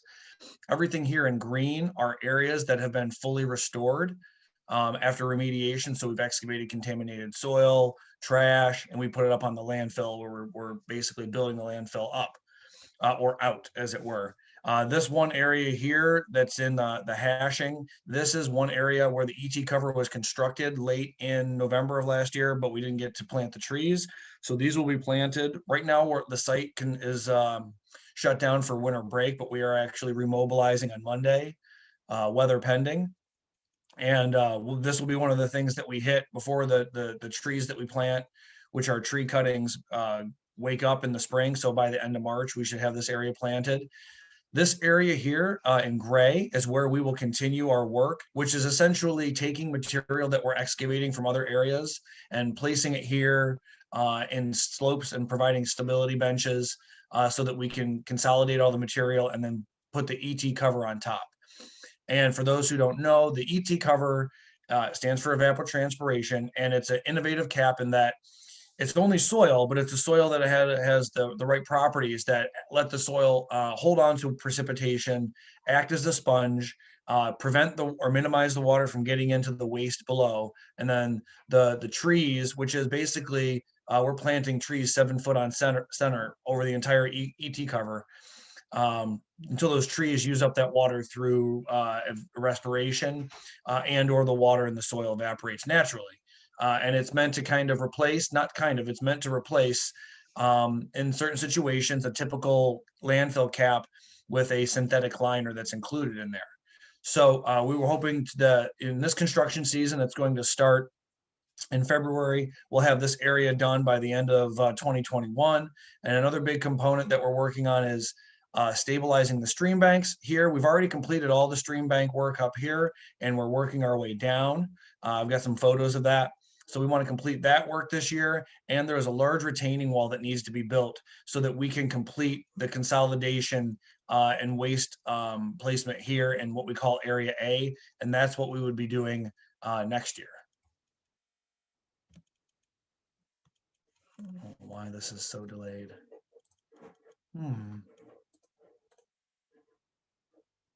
Next. All right. So I wanted to touch on ICS, the hurricane that hit back in August. I mangle that name every time I say it, so I'm sorry. So during that hurricane, the site was substantially flooded. All of the low-lying areas around the landfill in the neighborhood, this was the hardest part hit of the city with regards to flooding. During that time, during the flood, while the waters were still high, we were able to collect water samples to see if there was any site-related contaminants, or really if there's anything that was present there that might be posing a risk to people who are walking in it, or if it was getting into homes and saturating home belongings or home structures. We also were able to sample residential properties after the floodwaters had receded. These were properties that either had been cleaned up, and so we knew the quality of the soil that was there because we put down new clean soil, or we had sampled these yards previously and they were already unimpacted by the site. And the long and the short of it is that we did a full risk assessment from the floodwaters. We found that there was no unacceptable risk, which is how we talk in Superfund terms. We have risk thresholds that we look at. And in fact, we were orders of magnitude below even getting close to our actionable threshold. There was little to no contaminants detected, site-related or otherwise, in the floodwaters, which is a good thing. That report is here on our website, that risk assessment. And all the properties that we sampled also did not have any evidence of site-related contamination showing up. So now what I wanted to do is provide some photos here. So I've got at the bottom, or and kind of on every photo I'm showing, there's a little, this is the site map, which you recognize, and then an arrow that's kind of pointing in the direction of perspective.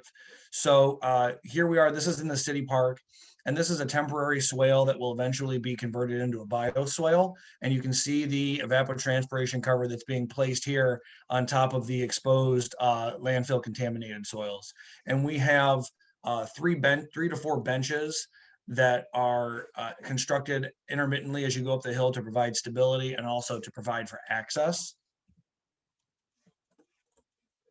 Next. So this is another perspective, kind of standing up on the landfill slightly, looking down. This is the homes that are, for those that are familiar, this is Angelo Place and Mars Place is over here.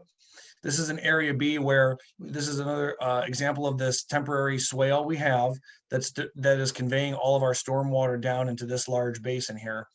We also, it's hard to see, it was part of the original design, but after the hurricane, we double checked it and modified it to, this is essentially a low berm that can serve also as the future bike path if the city decides to put that in the park, as they've said they were planning to do. This berm can help basically ensure that up until the point when the neighborhood gets flooded under certain extreme storm scenarios, that we can maintain not only the water, the runoff that's coming down from the landfill, but in the case of what happens usually with these floods is if the tide is coming in this way, and the water breaks this way, I want to try and never mind, I won't do it. So basically, the waters kind of break over into the site from Cobb's Creek, and then they travel down this way. And this low-lying berm here can help to keep that water out of the neighborhood as part of our stormwater management efforts. It's not something that's going to keep the neighborhood from being flooded under a 100-year or 500-year storm. In fact, it's usually somewhere between 20 to 50 years is when anything that we can do on site is exceeded. This is just before we broke. This is sitting on top of the landfill looking down. Here's the rec center, and this is the Eastwick neighborhood. You can see Philadelphia. And so this is an area over here that was restored last year.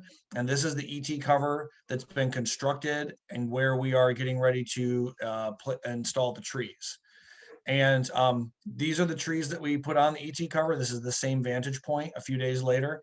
So the trees are whips that are cut from 2 nurseries that we've been propagating since 2014, one that's on the landfill in an area that was remediated during a previous cleanup effort. And there's another nursery we have up near New Tripoli, Pennsylvania, on state game land property. And we're planting native cottonwoods, hybrid poplars, dogwood, willow. Primarily what we have on the landfill here is either the native cottonwoods or the hybrid cottonwoods. These are cuttings that are 4 to 5 feet in length. They're soaked in rooting hormone and mycorrhizal fungi in a solution after we cut them. They're dormant. We drill these holes. They're 7 foot on center. So these holes go down to the base of the ET cover. and they're backfilled. And then we have these tree tubes here that protect them until the trees are large enough that those covers can pop off, and then we'll just remove them eventually. I'm almost done with OU1. So I thought, you know, I showed this at the CAG meeting the other night, and I think that this is just a cool photo. So this is the area that we had restored previously. This is over here in Area C. And, you know, this was right after the storm in December. And we have here a couple raptor perches that we've put in that can help us with controlling the varmint population as they try to nibble at the trees. So this is like the first time we ever had evidence of a raptor actually using our raptor perch, which was just a cool thing to see. So I thought that was a neat one to include. All right, next.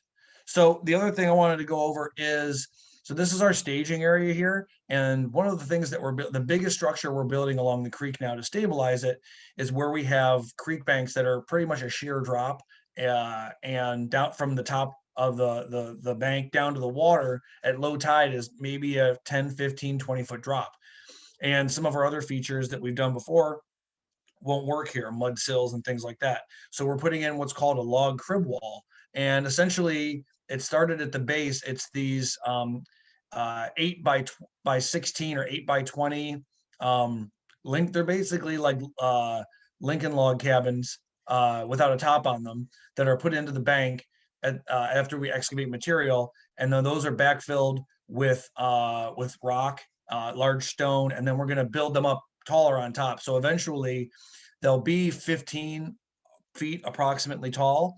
Right now, most of them, the base of these goes below. These sections are actually being placed below the bottom of the creek bottom elevation. So we're basically digging down 4 feet below the bottom water or the creek bottom. And this is an example. So here we are along Darby Creek, kind of looking upstream, you know, and this is a really good vantage point of what we have. This has all been cut away. It used to be all the way over here, but the excavator is large that we need to use to load these features. So you can see all the trash and the contaminated waste and soil. It's pretty nasty stuff, depending on where you go. And so this area has been cleared, and then there's a berm that's built. The operator who's doing this work has become really skilled at working in this material. And there's native silty clay below the trash that we're using to basically create a berm along our work area. That area is then excavated and the water is pumped out, and then these features are put in as part of the base. So this is kind of stepping back a little bit. A couple days later from the previous picture, you can see we have this berm here that keeps the water out, and these structures have been put in. And again, the bottom of these is approximately 4 to 5 feet below the bottom of the creek right now. That's to provide long-term stability. And then we will build, as what they're doing up here, we'll keep building up, not with modular sections anymore, but it'll just be basically log by log by log. And we're using hemlock, which is a very rot-resistant tree that, you know, in and of itself should have 50 to 60 years of lifetime. But with the fact that they're getting constantly saturated with tide water or with the creek water going up and down, that should extend that lifespan far beyond that. This is a closer up view. You can see here, this is our berm, and you know, we've got there's material, there's geosynthetic material that's put inside the logs to basically keep all the stone and material in there and to keep them from like kind of spreading out too far and kind of going through the cracks in the logs. And then we just build on top of that. So next steps for OU1, you know, we want to complete the residential yard cleanup. We want to complete Area B this year and the eastern bank of Darby Creek. We do also want to establish some land use controls for the landfill in the park to protect the integrity of the remedy. And we also need to develop what we call an explanation of significant difference, which is a decision document that is going to document that we are not going to be building the leachate collection trench and the engineered treatment wetlands that we originally had planned for as part of the record of decision for OU1. And the reason for that is because we're going to address what that leachate collection trench was supposed to address, which was partially water leaving the landfill leachate leaving the landfill and discharging into the creek bottom or off of the creek banks. Through our investigations as part of the groundwater operable unit 3, we have determined that there's water that's deeper than where the bottom of that trench was authorized to go in the OU1 record of decision. And there really isn't a point in putting in this trench. So the OU3 remedy will address all of this. It's going to essentially supersede that. And so that's something that I need to work on this year, is getting that ESD prepared so that we can document that as we're working on the preparations for the proposed plan for the interim remedy. So I'm going to stop right there and see if there's any OU1 questions. I don't have as many slides as for other parts of the site. So this should go a little bit quicker. I think I have until 11:30. Is that right? So we can kind of zip through these things, but I don't know if there's any questions. Yeah, Josh, this is Alan. I'm not sure how we got, I messed up the timing, so you have about 20 minutes. Okay, that's fine. So Sydney, that'll kind of, Sydney and Ken, that'll probably stretch you guys back a little bit, but no worries. That's fine. I mean, we can, I can kind of gloss over a few things and hit the high points here. If there's, are there questions at all? For there was one by Kate, but Kate, the question was answered now. Oh, actually, it wasn't quite answered. So, you want me to say it? Yeah, go ahead, Jaclyn. So Kate had typed in the chat, since the cover's on top, are there areas of landfill right along the creek where contaminants can still flow within the banks into the creek? So technically, yes. I mean, the areas where we have stabilized, there's limited amount of leachate or water that's discharging. And the ET cover, as more and more of it is built, that should further reduce what's discharging to the creek. But there is approximately 1/3 of this landfill mass that is below the water table anyway, because it was built in the waterways of the wetland itself. So that cannot be addressed by anything we're doing right now. That's meant to be covered by OU3, which will be actually the OU3 cleanup, which I'll get into, is going to be split into 2 parts. One of it is to try and contain and prevent any further discharge from the entire perimeter of the landfill, wherever we have discharge occurring up into the creek bottom or out into the aquifer and other directions. But that would be, and then there will be a larger plume cleanup for the last part of the groundwater, for the stuff that's kind of already gotten away from the landfill.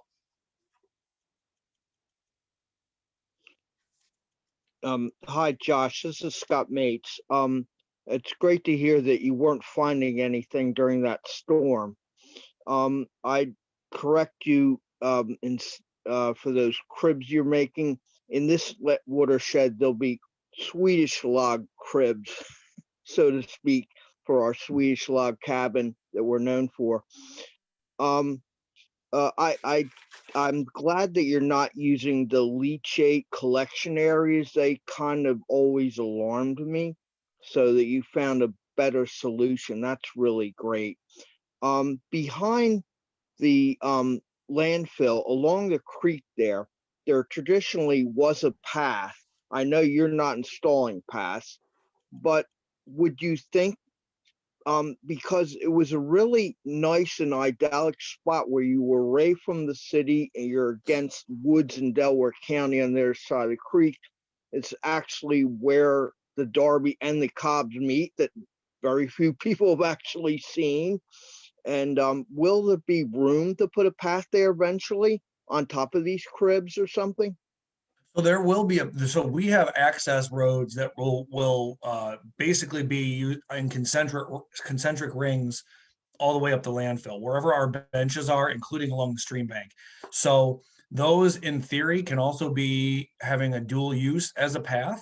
However, I think that this landfill is privately owned. So, we have court ordered access to this property, but any type of use as an official bike path would need to be something that would have to be worked out between the property owner and if somebody wanted to work with them to open that up.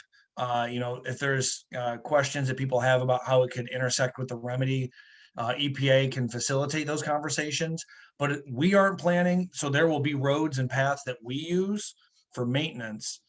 They could serve a dual use, but it's really up to the private property owner, just like any other property, as to whether or not they would want to grant anything like that. Thank you for that. Thanks, Scott, we I- should move on.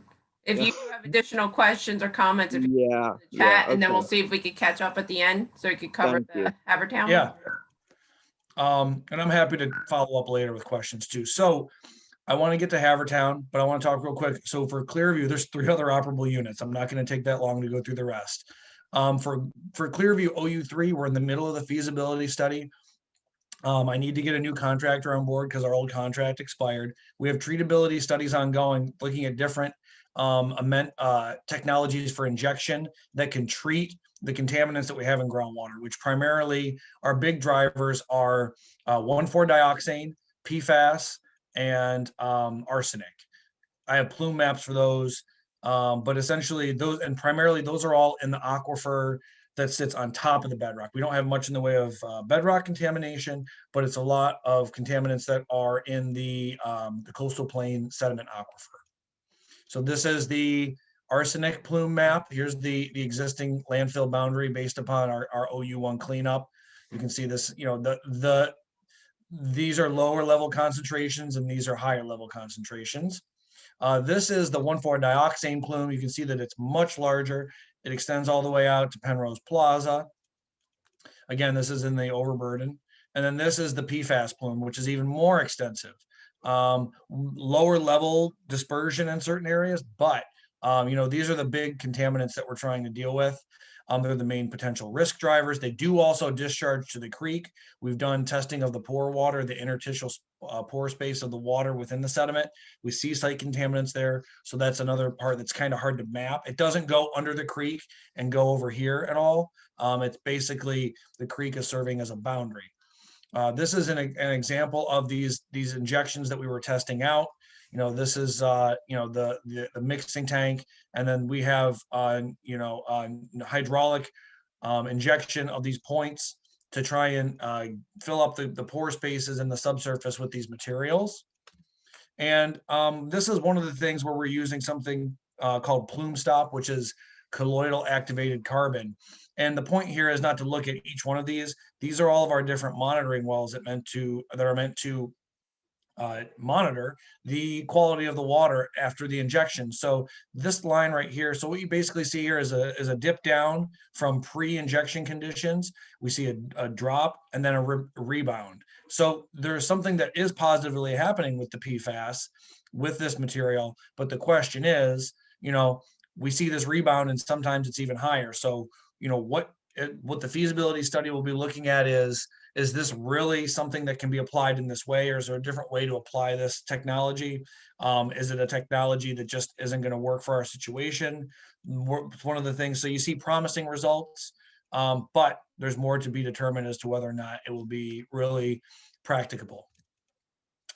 For the aquatic environments, this is OU4. We have our aquatic risk assessment that was finalized in December of last year. I'm working to get it up on our website. It has to go through legal review to make sure we don't have any personal privacy information. So that should be done soon. The tag through DCVA provided comments on this risk assessment report in August, I believe. So those comments did not result in any changes to this report, simply because my contract expired just when the other one was expiring for the groundwater. So those comments are in my possession. We've reviewed them and they're going to be addressed as we develop the feasibility study. But I'm just saying, for anybody who read the risk assessment reports or parts of it, and you notice that it's no different than the version that the tag originally reviewed, that is why. It wasn't being dismissed. It was simply a administrative challenge that I had with regards to our contracts. So in the aquatic environments, we're looking at everything soup to nuts, from Clearview in the waterways down through the Hines Refuge, all the way to the Delaware, where we've done sediment sampling, shallow and deep. We look at surface water, seep water. We've also done testing of fish and turtle tissue, as well as plant and invertebrate samples. And there's a whole host of contaminants. And really, it would be a meeting in and of itself, which I'm happy to do, to kind of go over what we found, because it's not the same everywhere as you would expect. We have multiple sources, both from Lower Darby and otherwise, that contribute to these different classes of contaminants. But the takeaway is that we have varying levels of risk throughout the area that we assessed.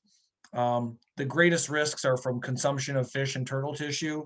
We have lower level risk in sediment, and we obviously also have potential ecological risks as well. Sediment is our primary human health risk driver, but also, like I said, fish and turtle tissue are probably the most likely ongoing exposure point, because we know people are fishing throughout the refuge and probably in the Delaware. And we have a host of risks depending on which type of ecological receptor you're looking at. Heavy metals for the plants. For the inverts, it's pretty much everything that we found because they're living right in it.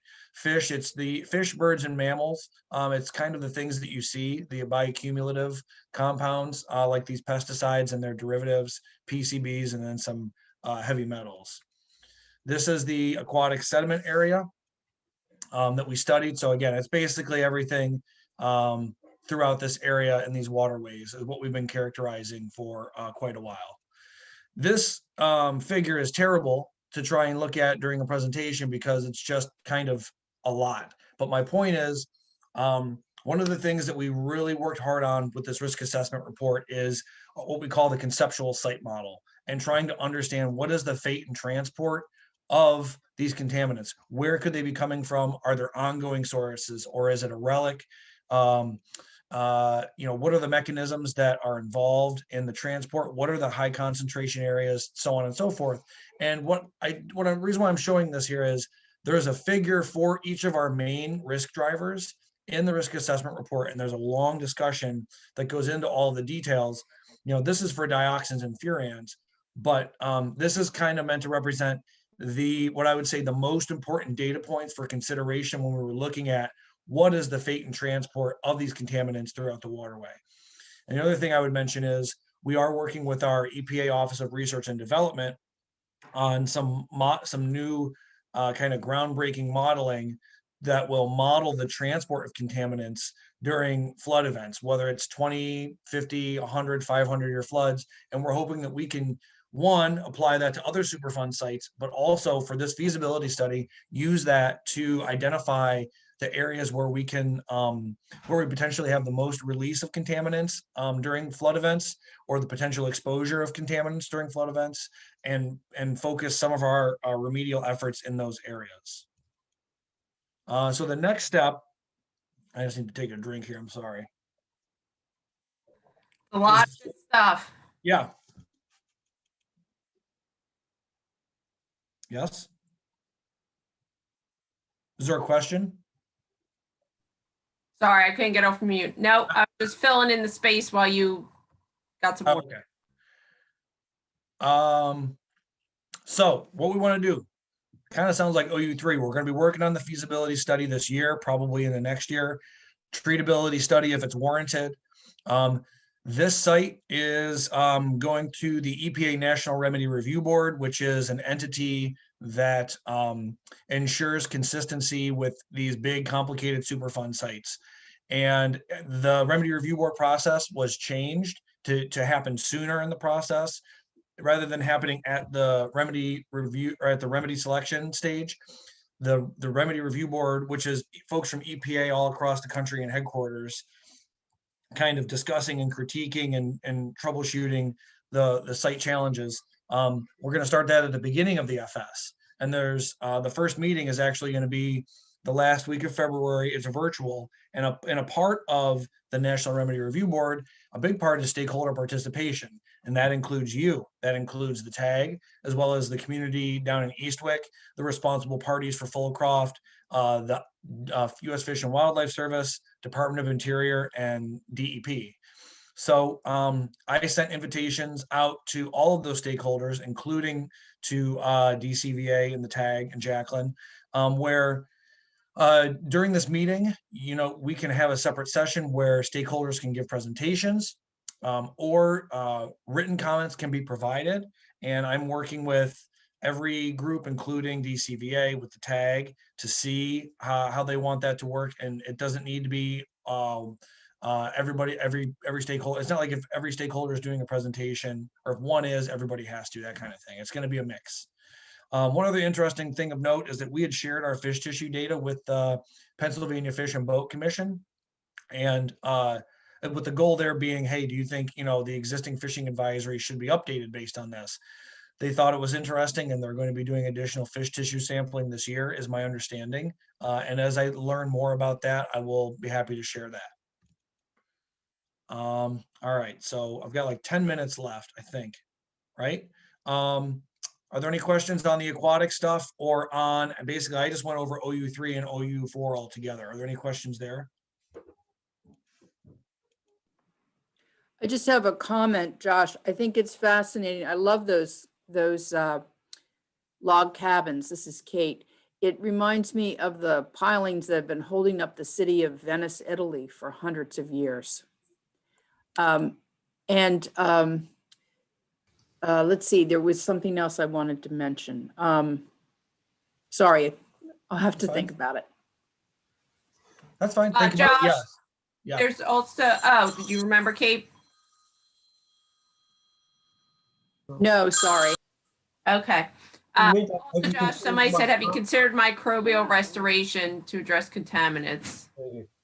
For groundwater, or for, well, I guess the answer would be yes. I mean, we will, and we are, both for OU3, we will look at if there's any naturally occurring microbes that either are there in sufficient populations, or if those can be enhanced, or if you can kind of, it's more challenging if you want to seed or inoculate the subsurface with those microbes, but certainly we are looking for anything like that.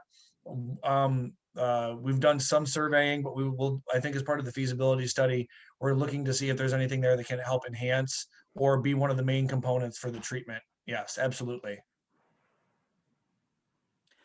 Josh, I did remember my other question. Thank you. This is Kate again. So you mentioned that the creek was serving as a barrier, and that you actually weren't seeing any groundwater contamination on the far side of the creek, which is sort of ironic. So what that means is that the flowing water, is that sweeping away the contaminants downstream into the Delaware Bay on the, and thus that's why you're not seeing any contaminants on the west side? So to answer your question, yes. So yes and no. Yes to your first question and no to your hypothesis. So yes, the groundwater that's discharging up into the stream bottom is going to be filling the interstitial pore space. And then depending on the tidal stage, you will have a flux of either water that's coming in and there's less discharge, but that water that's coming up through the sediment pore space will discharge to the creek water itself, and that would just be washed down as part of the overall flow. We haven't done a specific flux study yet. That is one thing that we're considering doing, just to see what the actual flux is between the groundwater, the sediment, the pore water, and the creek water. The reason why primarily though that we see that it's not coming up on the other side is just that the regional flow of groundwater is towards these creeks, right? And on this figure, the bedrock groundwater and regional groundwater flows north from the northwest towards the southeast anyway.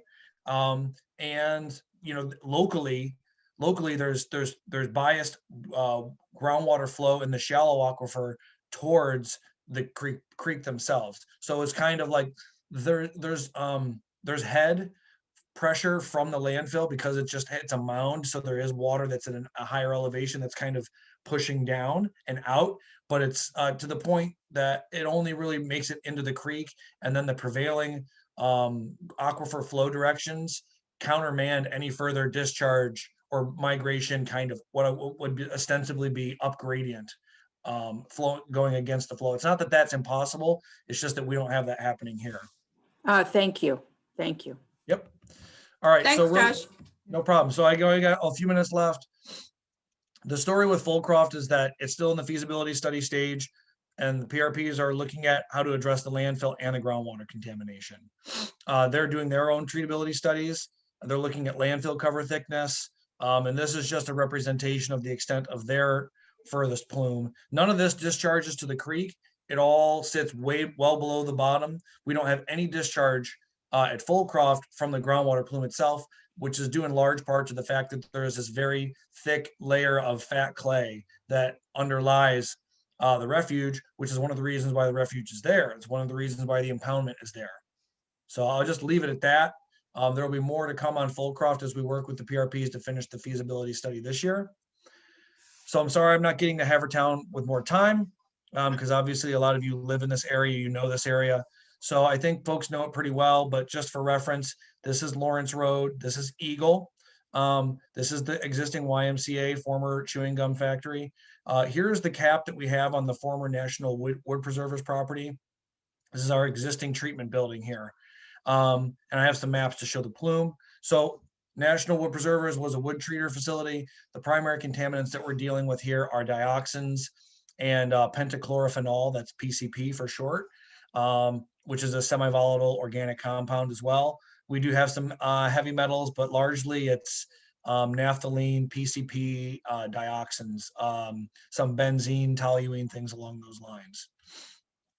This is just a representation of, again, the extent of where our remedy currently exists. The contamination doesn't exist all along here, but we did have a secondary source area that was created and that we cleaned up a while back on this this township property. There was an old storm sewer or sanitary sewer that had another sewer line that everybody had forgotten about that transported the contamination from the site all the way down here. That was remediated in 2010. And so I just wanted to kind of show that, you know, these are all easements that we have for the pipeline work that conveys water that's collected from this area back up to the treatment plant. I'm going to hit this fast because I know you'll have questions, and I want to give you at least a few minutes because I think a lot will come out with questions if you have them. So we've been doing a lot of work at Havertown recently, in case you haven't heard. Had a lot of rain in 2018. Water table went up significantly. We had a resident on Rittenhouse Circle complain of a sheen and water in their crawl space. So throughout 2019, you know, EPA and DEP conducted sampling of their yard, and then we spread out our work along Rittenhouse Circle.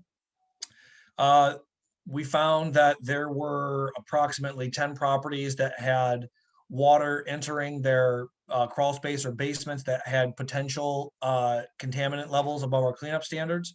We also found 4 yards that had soil contamination above our cleanup standards. So we initiated in 2019 what's called a time critical removal action. Removal is another part of Superfund. I'm remedial. In many ways, I'm remedial, but I'm in the remedial program, and there's the removal program, which can work faster and deal with these more pressing issues. So that removal action is ongoing right now. I'm going to get into it in a minute. We also completed our 5-year review back in September of last year. The remedy is protective because of the things that we've already done and what removal has done, but there are issues that are obvious that need to be addressed. And we are delineating groundwater contamination yet again to further ensure that we've got the boundaries of the plumes delineated. So the removal action, like I said, we've waterproofed 8 properties. They have been completely waterproofed by a subcontractor.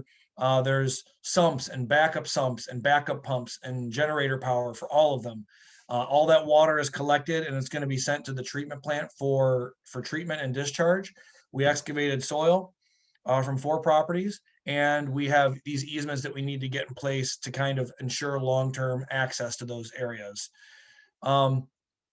I'm going to go to a map right now and start in a second. So we have not only the residential properties that have been addressed, we put in a couple new sumps outdoors where there's a spring.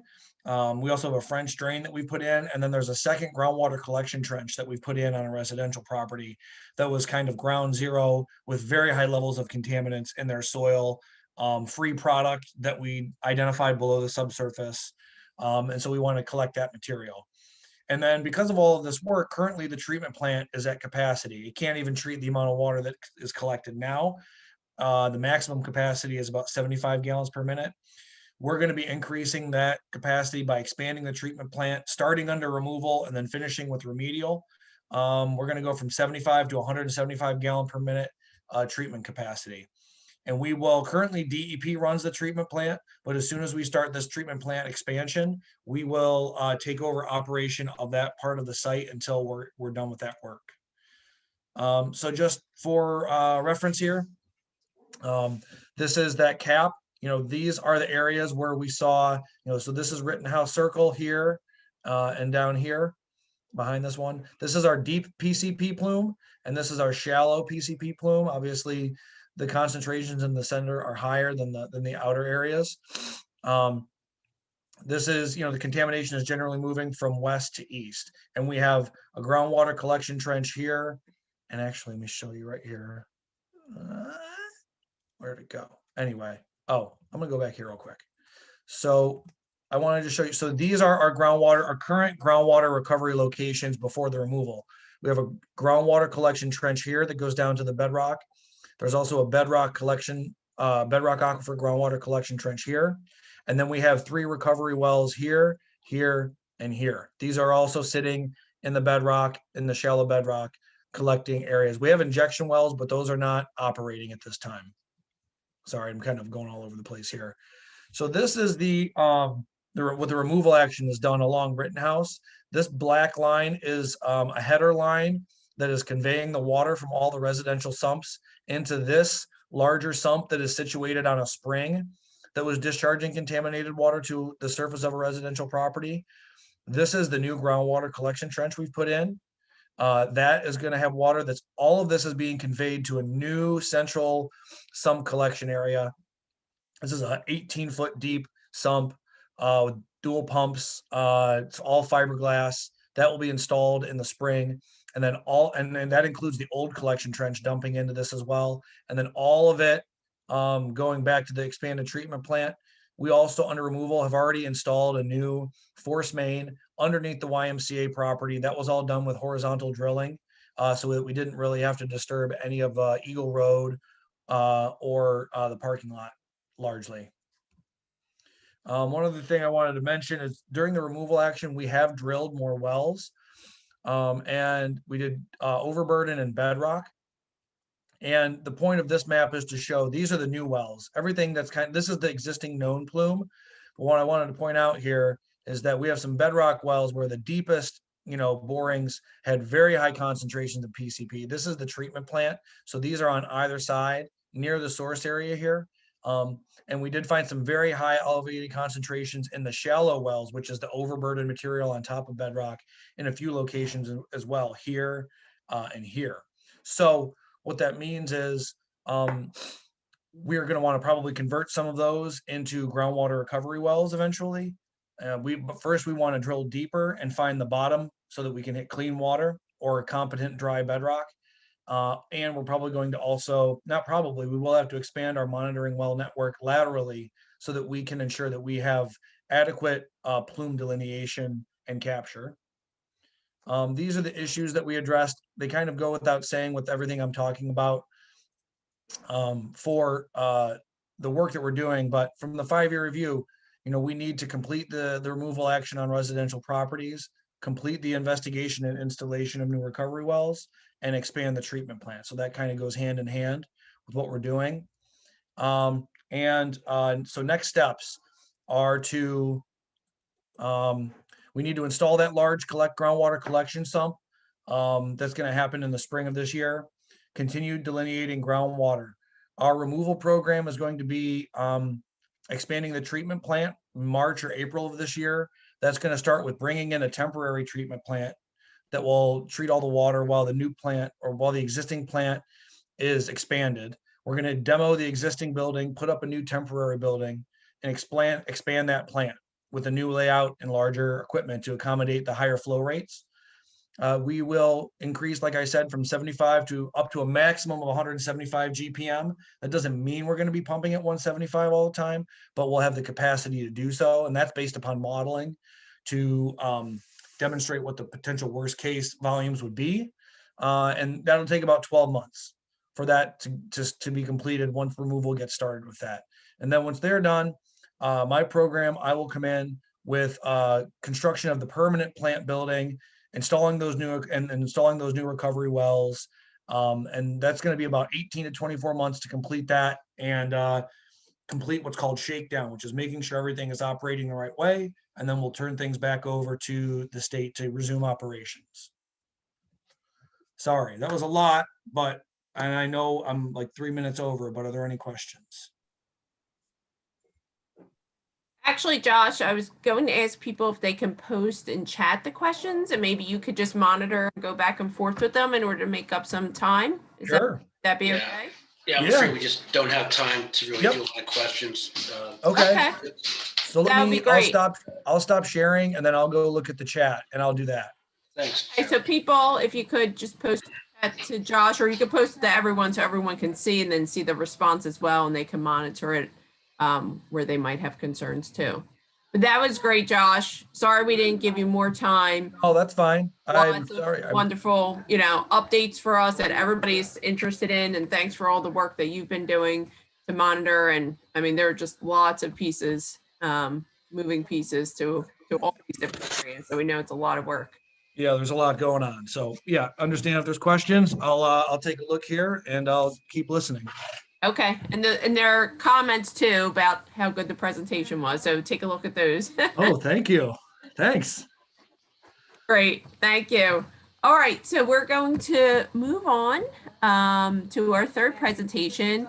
Cindy Mehallow, she's the Vice Chair of the Newtown Township Environmental Advisory Council. She's also a Penn State Master Watershed Steward, and she just graduated from the class for Delaware County in 2018. And today she's going to give an update on her township's efforts to wrestle with the difficult decision to repair or remove a dam from beyond the pond in the neighborhood park.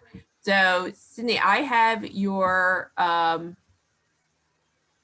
presentation here, so I'm going to share screen, and then you can start talking. Okay, that sounds great. Thank you, Jaclyn. Can you hear me?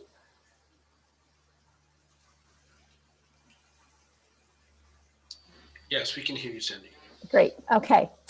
Well, I want to thank you for giving me the opportunity to speak at your annual meeting. I've attended these events for many years and always found them to be very informative. And I think it's a really valuable service that DCVA provides in advancing understanding and protection of our watershed. And I want to give a shout out to both the organization and your members for their active expert advocacy for the environment, and also the many times that they've supported our efforts in Newtown Township.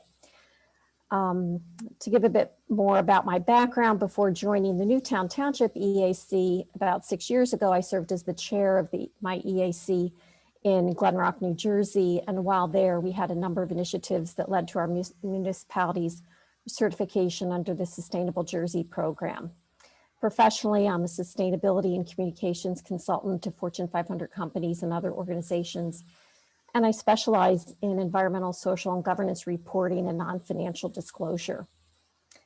Now, while the title of my presentation is Greer Park, it should actually be Greer Park Pond and Dam, because those are the two most important elements of what I'll be speaking about today.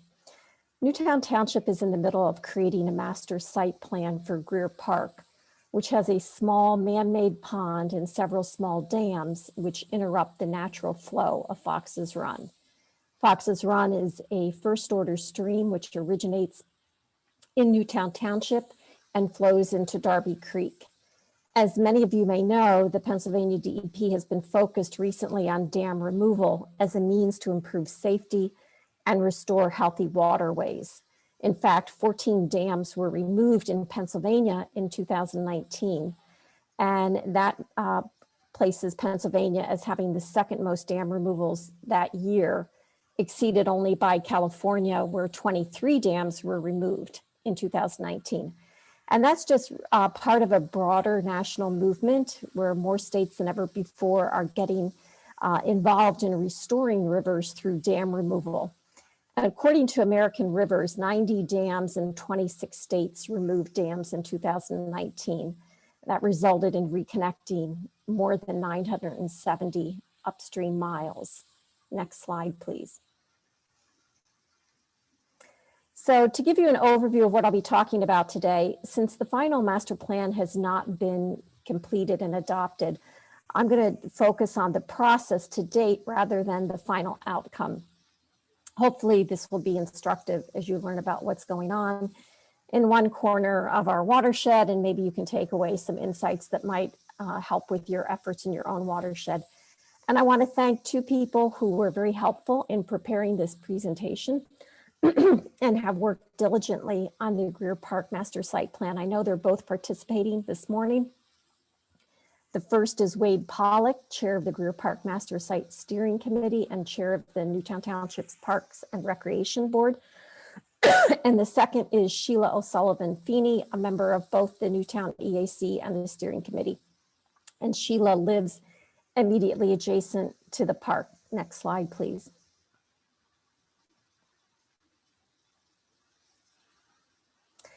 Okay, these two maps are taken from the National Wetlands Inventory, the U.S. Fish and Wildlife Service, which is a very helpful resource. If you're not familiar with it, I highly recommend it.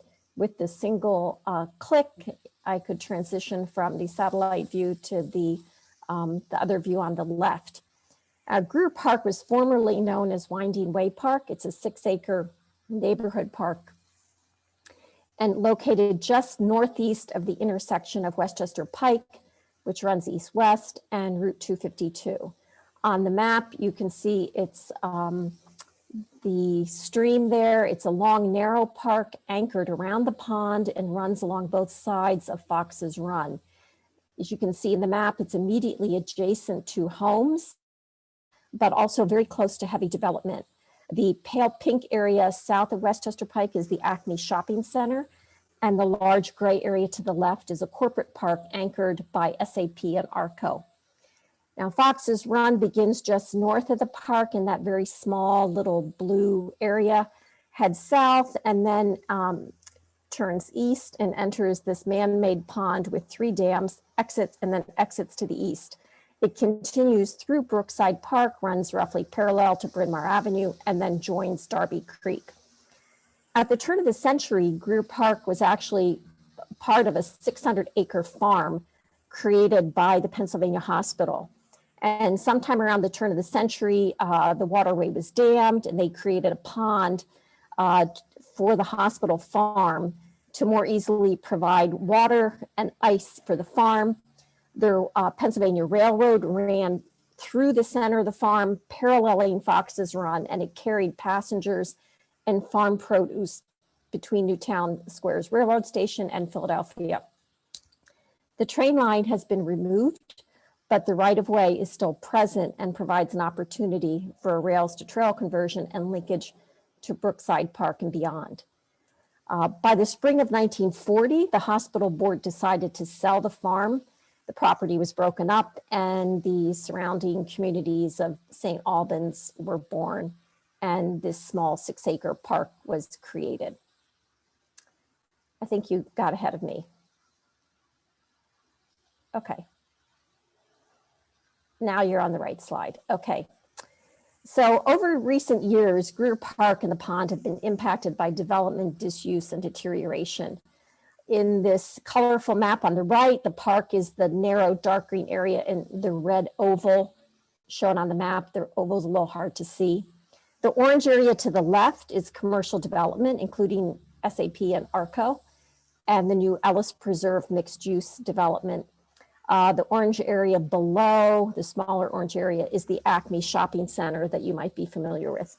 All of the yellow area is residential, and it's worth noting that just in the orange area that I just mentioned, the yellow area above that is the new Lissitor development by Toll Brothers. Now, in looking at the pictures on the left, the photos, the park is a beloved amenity of a few local families who live immediately adjacent to the park, and they primarily enjoy the pond in 3 ways. They like looking at the open water. They have resisted efforts to plant the edge with tall grasses. They have cut them down. So the turf grass goes right up to the edge of the pond. They enjoy fishing there, and when the weather's cold enough, they like ice skating. But the pond has been filling with silt and experiences unhealthy growth, as you can see in these photos, and attracts a very large number of geese, which constantly foul the property and make visiting there extremely unpleasant. When you leave, you go home when you wash your shoes. The park features a largely unused picnic area, and the playground equipment was removed a couple of years ago for non-compliance with safety standards and never replaced. The township knew that it needed to do a larger upgrade and did not want to temporarily put in equipment that might then have to be removed.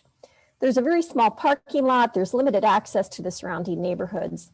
And while it's close to shops, restaurants, and a growing number of homes and apartments, there's really no safe pedestrian access to it across 252. And in recent years, the eastern portion of this very long, narrow park has grown gradually wetter and wetter and is now virtually impassable.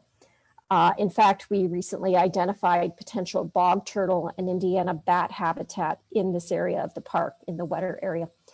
Both of these species are on the protected endangered list, and we're going to have to investigate further and get confirmation.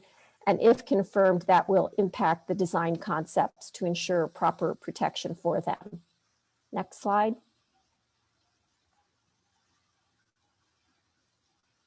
Okay.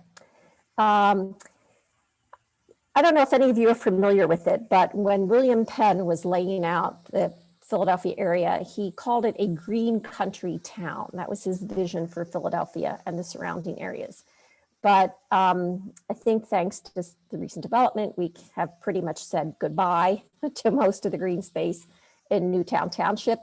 What was formerly the Charles Ellis School for Girls has now become the Ellis Town Preserve.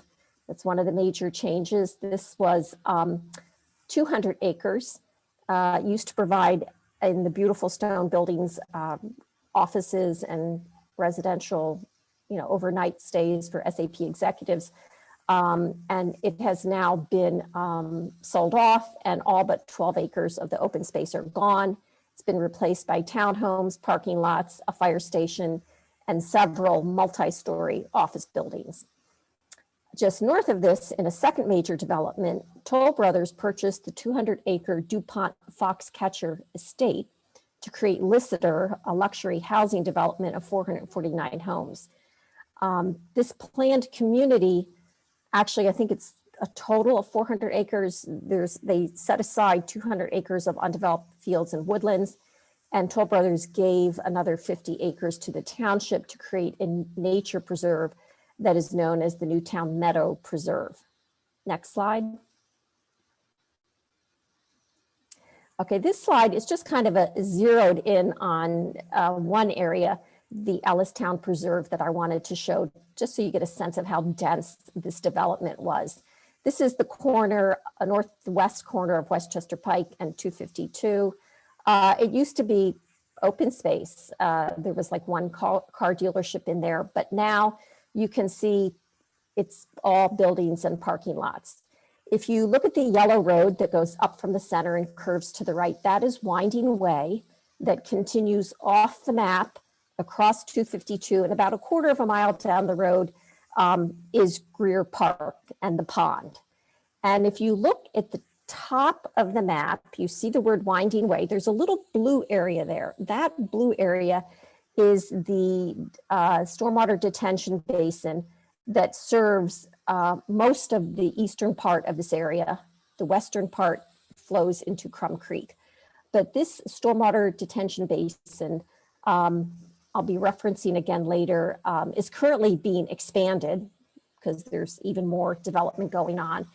And the overflow from that detention basin flows across 252, mostly underneath, sometimes over, into Greer Park Pond, then continues into Fox's Run and on down further into Darby Creek. And the next slide, please. The consequences of this development, next slide, become very apparent when we have a heavy rainstorm. And the inevitable impacts are felt most acutely by urban areas downstream, such as the community of Darby, which is shown in this photo, and which dates to Hurricane Isaias in August. You can see the rainfall records there. And given the changing weather patterns that are increasing the frequency and severity of rain events, and the more intense tropical storms, the combined impact of the development and the weather patterns are just going to exacerbate these events and the impact. Yeah, the next slide, thank you. All right, slide is these photos were taken the day of, no, go back. These photos were taken the day of Hurricane Isaias, and from left to right show flooding along Westchester Pike 252 with the new Ellis townhomes in the back. The middle photo is that detention basin I mentioned earlier, full of brown silt-filled water, sediment-filled water. And then the right-hand photo is part of the construction site, again, of the new Ellis townhomes.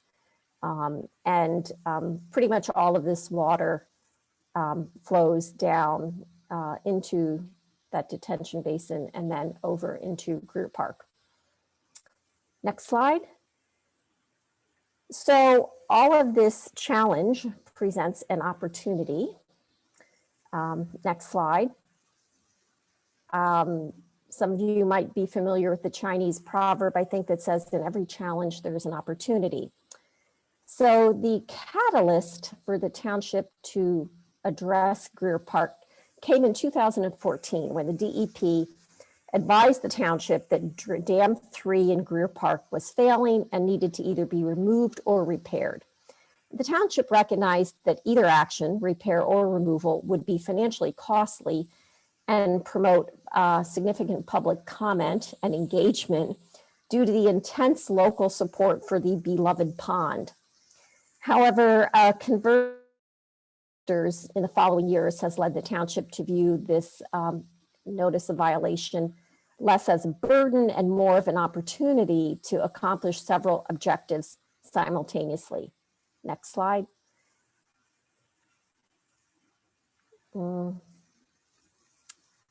I think we missed a slide. Nope, that was each one. Or is that it? No, go to the next one. Okay. Okay, go on. Oh, wait, go back. I'm sorry. We're there. Here. Okay, sorry. I'm progressing my slides separately from you. Okay. Okay, we are done with that slide. Now to the next one. Sorry. Okay, so there are a number of possibilities that could be realized in reinvigorating, reimagining this park. They could improve the habitat, better manage stormwater. These are a number of the possibilities considered by the the Greer Park task force, which was formed. Next slide, please.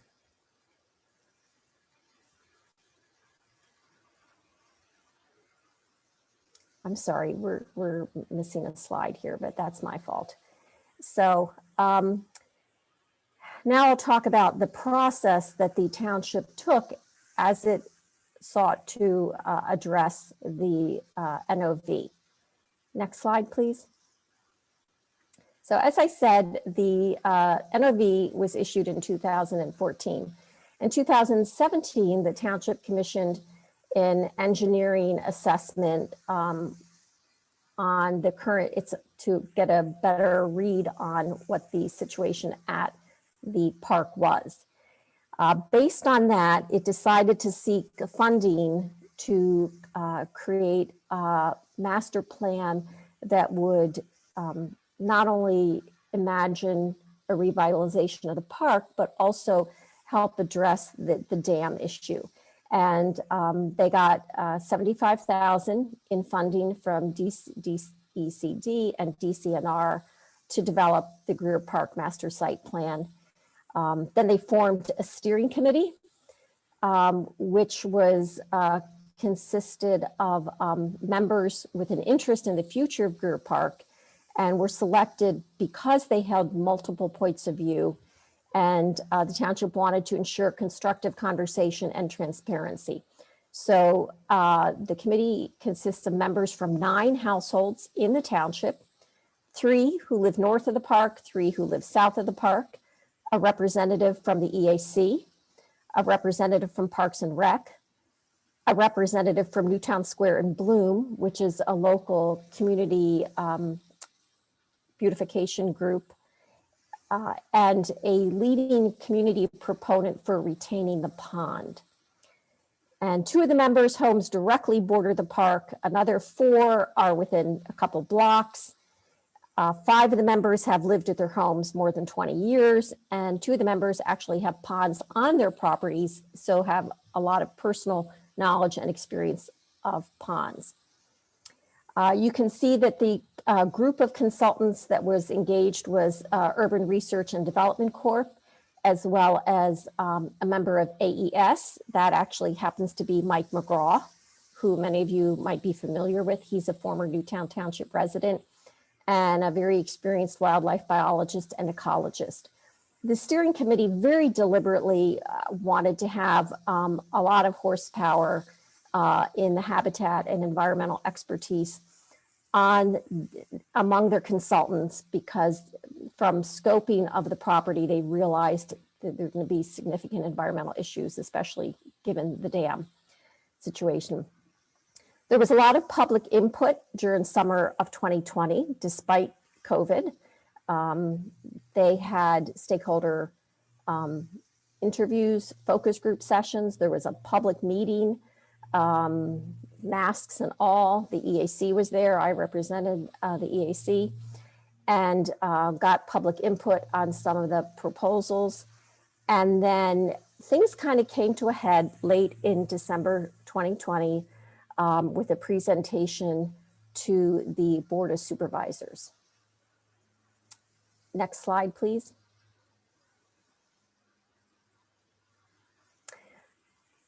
Okay. While the steering, I'm going to back up, sorry, the slide got out of order. Some of the catalyst that really resulted in the township was kind of a perfect storm of events, in that after the township received the notice of violation, they were engaged in a concerted planning effort, in part due to an energetic, forward-looking township manager. In 2016, they completed a comprehensive plan. Significantly, during the public input process, township residents shared their concerns about too much traffic, too much development, and a very strong desire for a walkable community and more open space. Then the township completed a master site plan for the Newtown Meadow Preserve. This was kind of a proof of concept, because it was kind of the first time the township got significant grant funding for this type of event. They kind of thought they couldn't do it, but then the EAC led the effort and showed that the township could be successful in getting this funding. And that led to the creation of that plan. We had nothing to do with this Pennsylvania State Recreation Plan, but that was a reference point for the task force. And in May of this year, the community finished a strategic plan, which is a more forward-looking document. And they also, in the summer, released a Greenways and Open Space Network plan. And that, through all of the public input for those sessions, it just reinforced the message from the residents that they want an improved quality of life. They want residents surveyed supported environmental initiatives, and they wanted to protect open space and protect wildlife. And of course, as every municipality has, we're also developing and trying to get sign off on our MS4 pollution reduction plan, which also intersects with the issues going on there. Thank you. In the next slide, you can see some of the results from the public opinion survey. In this slide, you can see that there was very strong support for protecting the environment, for protecting wildlife, and just a hats off to the steering committee and the consultants. I included this data just to show you the robustness of their effort and how they really made a real effort to gather public input and analyze it and weigh it throughout the process. Next slide. Cindy, just to give a quick update, you have just under 10 minutes left. Okay, we can skip these two slides. Let's go on. We'll skip that slide. Well, no, we should keep that slide. So this is kind of encapsulates the committee had to make, which is remove or retain the pond. And they got very strong pushback from residents who thought, well, see, I just said it, they were not going to remove the pond, they were going to remove the dam. And many residents thought that removing the dam equated to removing the pond, but the committee stood firm in recognizing the true impact of either removing or retaining the pond, and decided that the greatest interests of the public were for walking paths and a sustainable environment, and that removing the dam would promote a more sustainable environment and would not impact the desire for walking paths. Next slide, please. Just to point out, the EAC was very supportive of this entire process. And in addition to informal input and dialogue, we provided formal comment at several points, which I've noted here. Most of the comment came through comment letters or advisory documents that we provided to other parts of the municipality, the municipal government. And we received a lot of affirmation from the Board of Supervisors saying they really valued and appreciated this, because it not only gave them a second form of guidance on making their decision, but when they had to make politically unpopular decisions, it kind of gave them cover. So they really affirmed our support, and I know the steering committee also appreciated that. Next slide, please. So when we look at the challenges, next slide. As I said, this was a very difficult decision. One of the main factors was the cost. They also looked at which option would grant more funding, what would be the impact on the watershed, how wide would the benefits be, what was most environmentally sustainable, what aligned with other township priorities, and what would allow for the continuation of recreational options. So next slide. This is a cost analysis that the consultant provided, where they did a side-by-side comparison of the initial cost of either repairing the dam or removing it. And you can see it would be more costly to repair it. And also the annual maintenance costs were projected to be more costly.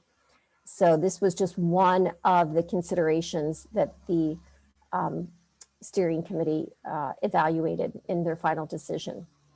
So option 2, which would be removing the dam, was part and parcel of converting part of the pond to an emergent wetland. Now, next slide. To understand what an emergent wetland is, this slide kind of gives you an idea that, illustrates that. And this was a concept that was very hard for the public to grasp. They are not familiar with the terms emergent wetland. They equated it with swamp, marsh, weeds, mud, mess. So this really required and still requires an ongoing public information campaign to help residents realize that while the pond will change and they will not have an unobstructed view, that it will be environmentally healthier and it can still be attractive. Next slide, please. So the next slide shows photos of what a possible emergent wetland would look like. Granted, it is not a manicured pond, but it is something more healthy and still beautiful in its own right. Next slide. Here you see a map of the park, and the pond is kind of off to the left, and the two red ovals indicate areas where the stream bank and the riparian buffer can be restored, which was another factor the committee considered in its decision, because that aligns with some of the MS4 proposals. And you can see the entire, almost the entire right half of the map is too wet to really walk anymore. And in one of the earlier pictures, you saw a boardwalk, which is under consideration to increase accessibility and still protect the environment. Next slide. So throughout this entire event, the steering committee has worked very hard to get information out, widely publicizing the availability of the online survey, information on the website, articles, emails, and really they knew that public opinion would be difficult to manage. They involved one of the most vocal advocates on the committee.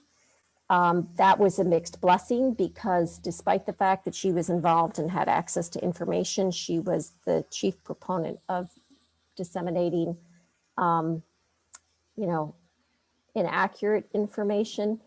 And the neighbors launched a vigorous outcry, next slide, using social media.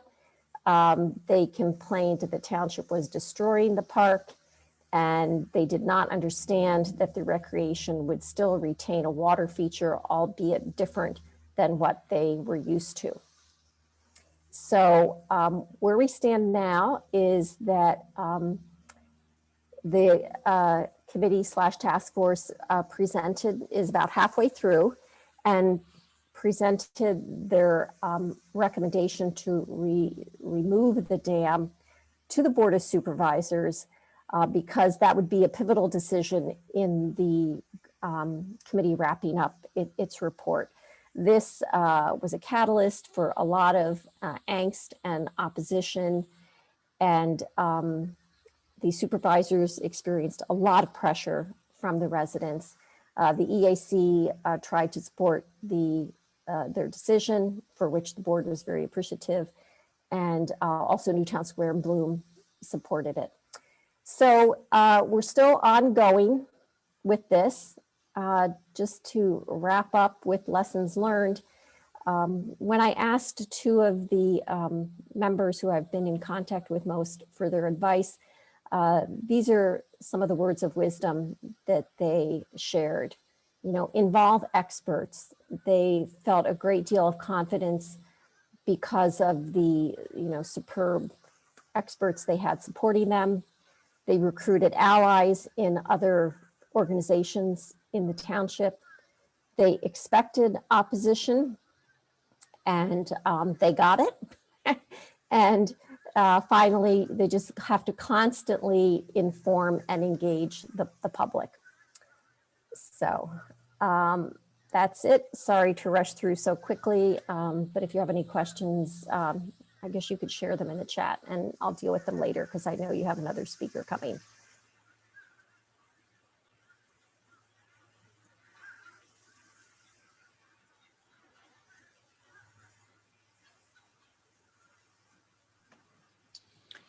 And Thanks, sorry, Cindy.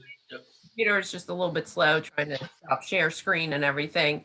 Was somebody like we could probably do one question. Otherwise, I do see a couple. Kate had a question. If Kate wants to unmute and ask it. Well, actually, was there somebody else that was getting ready to speak? Because I see Kate's message in the chat. Okay. And then Lisa's question is in the chat. Does anybody else have a question?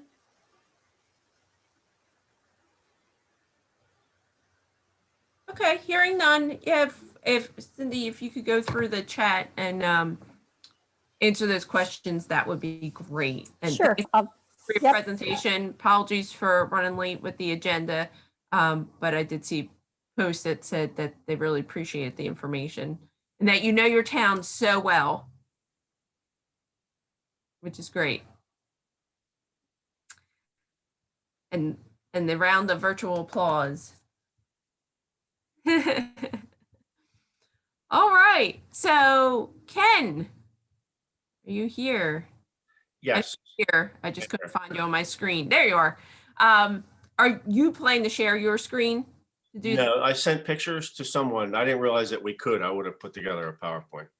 Okay, well, I can pull up the photos if while we start. And my apologies because as I go back and forth, it's a little harder for me to pull up everything, but I will get it. So while you're getting that, Ken, this is pulled up- Alan. Yeah, Ken, this is Alan. I took your pictures. I put them into a PowerPoint type presentation. So hopefully I got the order right. So that's what Okay. Jaclyn will be working off of. Okay. While Jaclyn is getting that ready, just a quick reminder of where we've come from. This started out as largely a Save Marple Greenspace fight in 2015, and now we have a coalition of members consisting of Darby Creek Valley Association, Crum Creek Neighbors, which is a Marple Township group. Of course, Save Marple, Delaware Riverkeeper Network has been absolutely key with their expert testimony, and the Clean Air Council. So is that up yet? No. So I'm toggling between notes here. It's actually, Ken, if you could, sorry, I didn't have that here, just to give a little background of yourself. Sure. So I'm a longtime high school teacher. I left a few years ago. I now do primarily volunteer work in the land preservation advocacy world. I'm involved with a group in Whetstone Township involving the Craybilly Farm. I was part of the group that successfully saved Beaver Valley and Concord Township on the Delaware border. When everyone was saying it was a done deal, you can't fight City Hall, that these developers have too much money, we still won. We won in court, and we forced the developer to have to sell his land to us because he was looking at a 10-year legal battle with no guarantee of winning. And I've been involved in the Marple Township Donguanella matter since about August of 2015. I grew up across the street from that forest on right off Eagle Road. I walked to O'Hara when I went there, and spent a lot of time in those woods. And even back in the 80s, it was amazing. But over the last 40 years, it's become an even more impressive forest, and the trails have become more impressive as well. And that's where I was hoping to lead off with my first slide there. It's opening now. So all I got to do is hit share screen. PowerPoint is opening. It's just such a large file, I guess, from it being put in PowerPoint as opposed to, that's the first thing I pulled up. Alan, sorry if you did send the PDF version of it. Yeah, I think the PDF is faster. So if anyone has not been in those woods and has not seen the trails, I strongly recommend that you get over there, park at the Home Depot or at the office building next door to Home Depot. I've never had a problem. I've never heard of any problems of people parking there.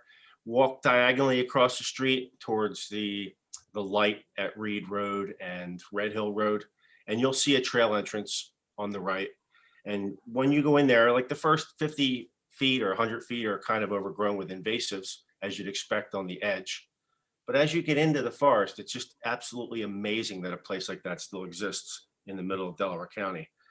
The two streams cross the property, one of which, Darby Creek Valley Association, was instrumental in petitioning DEP to upgrade to a high quality stream. Right now, it's just a warm water fishery. It is adjacent to an impaired stream that essentially takes all the road runoff from Sproul and Reed and washes it down into Whetstone Run, which is a direct tributary to Darby Creek. So we have not heard anything on that petition. There was a preliminary answer from DEP saying that they were going to deny it, but that was not a final answer. Of course, the developer and the Archdiocese moved heaven and earth to try to block the petition. And as of now, they're not successful. And we're looking for possible legislative help from our area delegation to intercede with DEP and the Environmental Quality Board to essentially give us an upgrade. And if that happens, then it makes it harder to develop that part of Don Guanella, because you can't change the quality of the water once you get a high quality designation. So how's that going, Jackie? Still? Here it is. Okay. See? Okay. Can you go to the map first? Yep. Sorry, it's still thinking a little bit. Yep. Go to the third slide down, fourth slide down. So I made a map in 2017 showing the trails that are in there. It was a royal pain to do this because you have to get in there with a GPS device and record your hike, and then go home and try to match it up with what's actually there in Google Maps. So I logged about 10 miles of trails in there. Of course, those trail designations, the different colors, some of them loop back on each other. So that's part of the 10 miles. But as far as like trails that are unrepeating trail, is probably like 7 miles of unrepeating trail in those woods. So I strongly recommend you get in there. Multiple stream crossings, some very old growth areas between the two tributaries, both of which are unnamed, both of which flow into the Whetstone Run. So the developer would essentially destroy everything you see there, except for some narrow bands along the two tribs. So let's go to the picture of the woods, if we could. Throughout the long process that we've just gone through over the past 2 years from this developer, who originally, when he came to town, said that he wanted to preserve these woods and build a modest shopping center along Sproul. That modest shopping center morphed into something on the scale of 9 acres bigger than the entire Springfield Mall. So that was just way too big for anybody to stomach. We said we will not tolerate that. So we essentially went to the mattresses, as they did in The Godfather. So I mean, the developer has argued over the past 2 years that the woods are dead and dying and afflicted by too many invasives, and it's essentially, we'll be improving it, he says, by cutting it down. Right? He should have written Orwell's novels instead of Orwell. So you can see the forest is in wonderful shape. There are some areas on the edge that are filled with invasives, but something that a forest maintenance plan could essentially deal with. But the interior is in great shape with some invasives, but also a pretty healthy understory in many areas. Next slide, Jaclyn. So some of the trails are just spectacular in the fall. You get out there, you can see down into these stream valleys. It's just an amazing view. And this is one of the old growth sections that would be all cut down with the developer's plan. Next slide. In 2016, we held a cleanup hike. We met at the Home Depot and walked across the street. Next slide, please. And then collected several bags of trash. The teenagers are not very good over there. They go in there and drink and leave a big mess behind. So we had a probably 40-person hike, and we pulled a lot of trash out of there and exposed some people to the forest for the first time. They had never been in there. They didn't even know that there were trails in there. Next slide, please.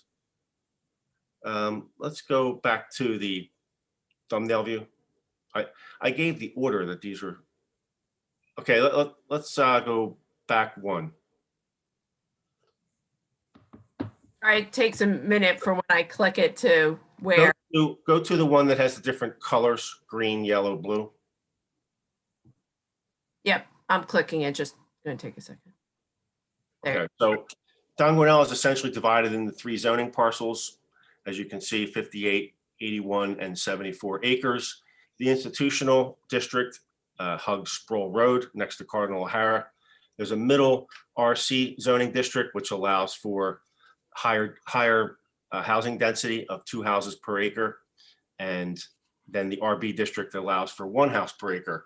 But as with most township codes, there are like density allowances. If you like theoretically save some open space, a few shreds, you're allowed a higher density. And the developer is invoking that in this plan. So instead of like what you might expect to be 200 or 180 houses or so, given the environmental constraints on the site, he's coming in with about 213 houses, which happens to be the acreage of the whole site. So let me see, where am I? Okay, so we just went through in the fall, we made our presentation, the Whetstone Coalition, and we have to thank our experts like Darren LeBrake and Tim Devaney and Rick Ray and Jim Schmidt, along with Michelle Adams and a guy named Jay Cooperson, who attacked the developer's plan from all different angles. We had opposition presentations concerning the 6-acre former landfill. Darren spoke to the leachate, essentially contaminating one of the receiving streams, one of the tributaries there. He also dealt with the poorly designed and poorly planned remediation of that dump, which I'm hoping that's something Melissa's office can take a look at. We attacked the stormwater management and how completely inadequate that was, how poor the design of the development was, how it made almost no attempt to fit in with the environmentally constrained nature of the site. It is a very hilly and wet and steep area. So some of the sites had, slopes on their property that were just wildly absurd, which were pointed out by our land planning expert. So we pointed out how the development was encroaching on wetlands and floodplains, and how building this development would cause Marple to not meet its Pennsylvania pollution reduction plan requirements, and how it would exacerbate downstream flooding. So we made a very strong case, and the commissioners came back in December and rejected the development application, as it's known. And in their written decision, which if we could go to that written decision briefly, that screenshot, in their written decision, they invoked the Environmental Rights Amendment, as we did in our argument, and we were like absolutely kind of surprised that they did, but they did. And their rejection letter formalizes all of their different objections and cites the Environmental Rights Amendment repeatedly throughout. And I'd like to just possibly quote a little bit from their decision. What happened to that?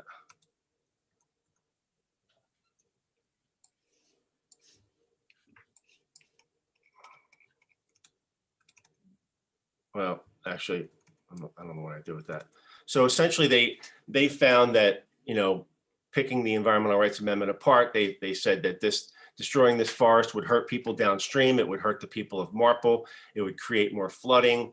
It would contribute to bigger wind problems and air quality problems because of the way that the forest acts as a windscreen and a pollution absorber. They said that the public has a right to the aesthetic values of the environment, which this forest provides. So it was a shocking document. And there is a precedent in Delaware County for Common Pleas Court where we are right now, because the developer has appealed Marple's decision. In 2017, Judge Green on the Common Pleas Court ordered Concord Township to, and this was relating to the Beaver Valley issue, ordered Concord Township to go back and subject the development application to a test and to determine whether or not the developer's application met the standards laid out by the Environmental Rights Amendment. So that was a bombshell, and it set a nice little precedent in Delaware County. And so in a subsequent development adjacent to the Beaver Valley, the original Beaver Valley plan, Concord Township invoked the Environmental Rights Amendment, to defend itself and to stop the development, and that's in court right now. And Marple just followed suit. So we have that precedent from Judge Green, and we hope that that helps us win this case.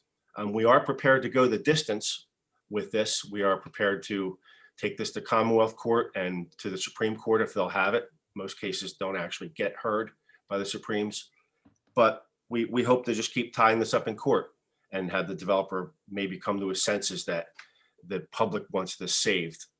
So real quick, if we could go to the slide. So scroll down, please. Go to the slide where it shows the developer's plan. Scroll up a little bit. Okay. Yeah. Right there, that one, yep.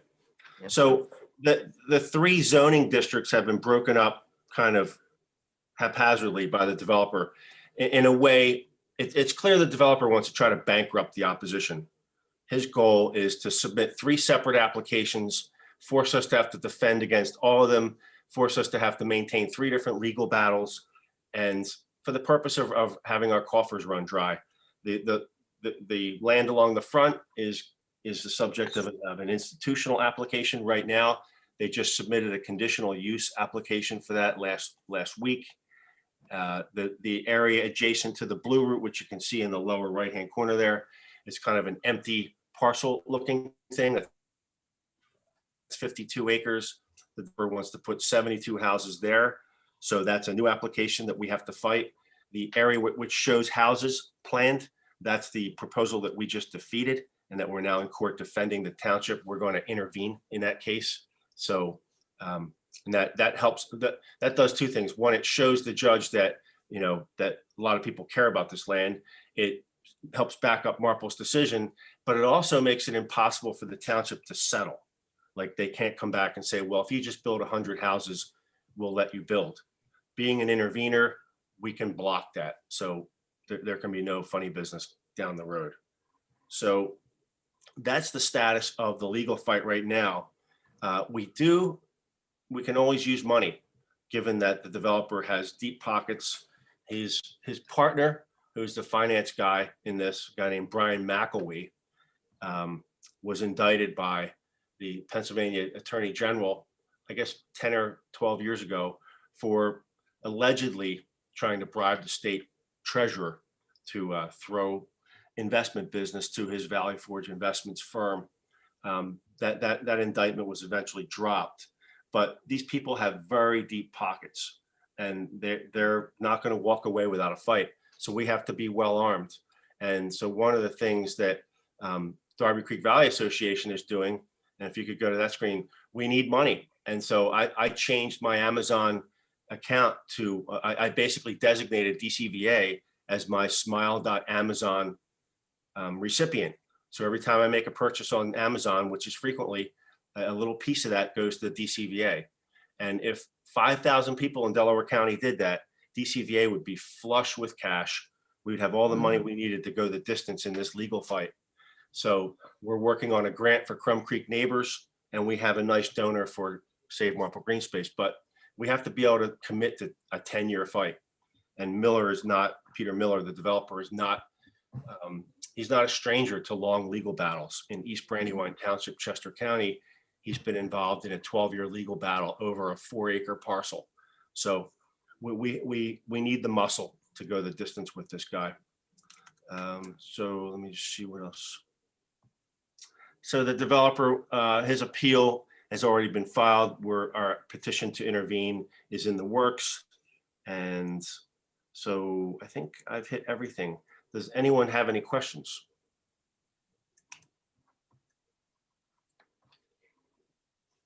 Or are we taking questions? Comments in the chat where people did have a couple of questions. Besides, they're saying that everything was great and thanks for the update. Okay.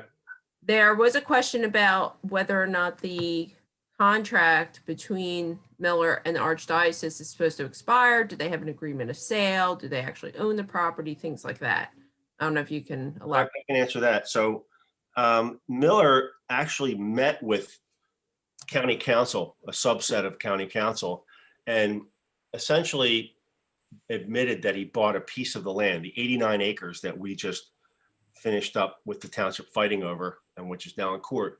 Those 89 acres he purchased in August. So he bought it for 10 million, but in the meeting with county council, he claimed he paid 19 million, but we have the tax documents showing otherwise. So he paid 10 million. We don't know whether he's closed on the other parcels, which would be about 120 acres of land. Because sometimes when you close on a deal, it takes a while for it to be registered in the deeds office in the county. So there's that.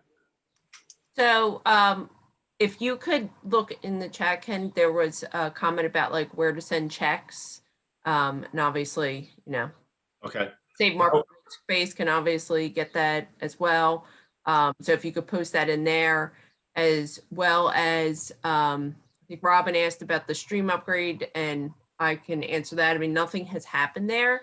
It was not officially given the yay or nay by the I'm blanking on the exact title, but it's the Environmental Advisory Board or Quality Board. That's No, Quality Board. I'm just asking, you know, like, it's been an awfully long time, and I'm just not sure if we're pressing as hard as we should be on everybody up to the governor. I mean, this is ridiculous. Oh, well, there's a bigger initiative than that regarding all stream upgrades. So there is like a running list of several petitions that have just been sitting for years besides ours, ones that even predate the ones that we put in for the unnamed trib for Whetstone Run. And that's been a campaign ran by, I believe it was it Penn Environment or Penn Future, one of them. I talked to them in more detail about this. They've been doing press releases around it, getting people to make comments. It is a big problem. And you're right, you know, the question of whether or not it's gone up to the governor's level is a good question. And we should probably address that with our partners overall, because this continues to be a problem. I can't emphasize enough, though, everyone watching this video, to designate DCVA as your recipient on Amazon and talk to everybody you know about doing the same, because it's going to take money to defeat these developers. Yeah, and it's an easy way, you know, because Amazon's donating. So yeah, why not? I'm up to nearly $6, and I've only been on there for 3 months. So if 5,000 people did it, we'd be golden. I'd just like to add, if anyone is looking for the link on how to do the Amazon Smile, DCVA has it on our homepage. And one of the things that you can do is sometimes your regular Amazon account will take you out of the Smile account. If you put everything in your regular basket that you regularly shop in, and then go to DCVA's website and hit on the link for the Smile account, it'll automatically put everything that was in your basket into your Smile account basket. So DCVA will be able to get a portion of the funds that you spent. And there are a couple other questions. Looks like there's a lot coming in. If you want to take a look, somebody suggested given the presentation at another summit. Others wanted to know whether or not the Archdiocese got that money right up front. I don't know if you know that, yes or no. They got the $10 million from the August sale. The rest is apparently not going to close, at least the front's not going to closing until 2024. But we don't know about the 52-acre forested piece along O'Hara's ball fields. So, you know, of course, the Archdiocese and the developer have an incentive not to reveal any information. So, and they thought they were going to get by with this lie that they paid $19 million for it, but they didn't. Because the tax man files a document with the deed showing what they paid for transfer tax, we know that it was 10 million. So he tried to pull a fast one with Elaine. This is Peter. I think that question might have pertained to sort of the original retainer that gets paid to hold the property until. That's right, Peter. Yes, that was my question. Yeah, and so I do think there was a retainer amount. I think the the first developer who made a go at this paid a $5 million retainer. And yes, that retainer does just go into the pocket of the Archdiocese. Well, in this case, they didn't pay a retainer. They paid a monthly maintenance fee to maintain the contract with the Archdiocese. We don't know what that is. The developer's not redacted all that information and documents he sent to the township. Right. Well, I have to say, Ken, when I heard the news that they voted no, it's just like, it was a huge win. And I know obviously there's still more to happen. And we know for those that get involved in these battles, it's a long time. But guess what? If we're resilient and, you know, everybody stays invested, like you said, we can win in the end. And oftentimes it's just that weight. It's that weight sometimes that drives them away. Even if we don't get an absolute decision from the courts or whatever, sometimes just waiting and dragging it out makes them move on, because market forces change. I mean, so many things can change that they say, okay, it's no longer viable. And sometimes that's how you get that win. So just so people understand that it is a long ways to go, but every time these wins happen, it moves us closer to the end game. And thank you, Ken. I mean, what would we have done without you picking up on volunteering and taking the lead on this? You need one person dedicated day in, day out, monitoring all aspects of this, because otherwise, you know, everybody's so busy. So the developer is scared to death of people like us because we're crazy and we have no money. I know, it makes the situation even worse. We're like, wait, how? I'm like, I don't understand this.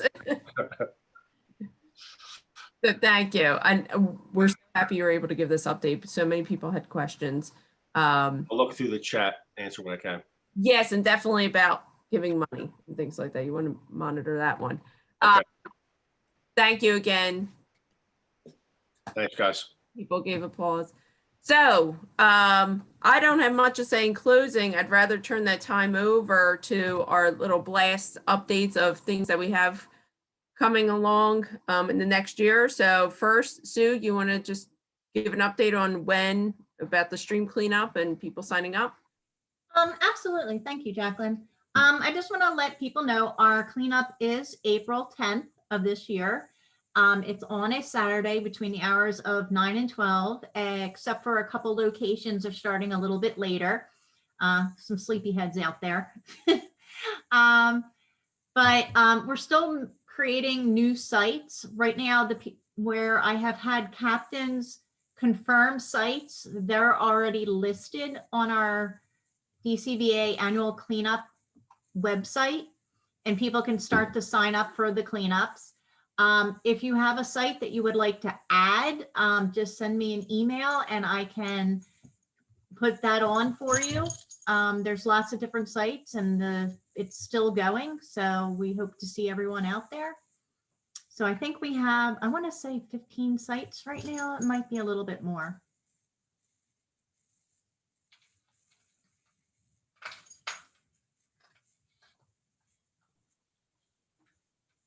Okay, well, I know a number of people here definitely, you know, participate and help out. And there's obviously time, not talking till April, and usually we get tons of turnout, and obviously following procedures to make sure wearing masks and keeping our distance from people that aren't within your immediate family and things like that. We always want to make sure that we're make sure these events are safe for everyone. So as you check on that, maybe Alan, you want to give an update on the date for the stream watch?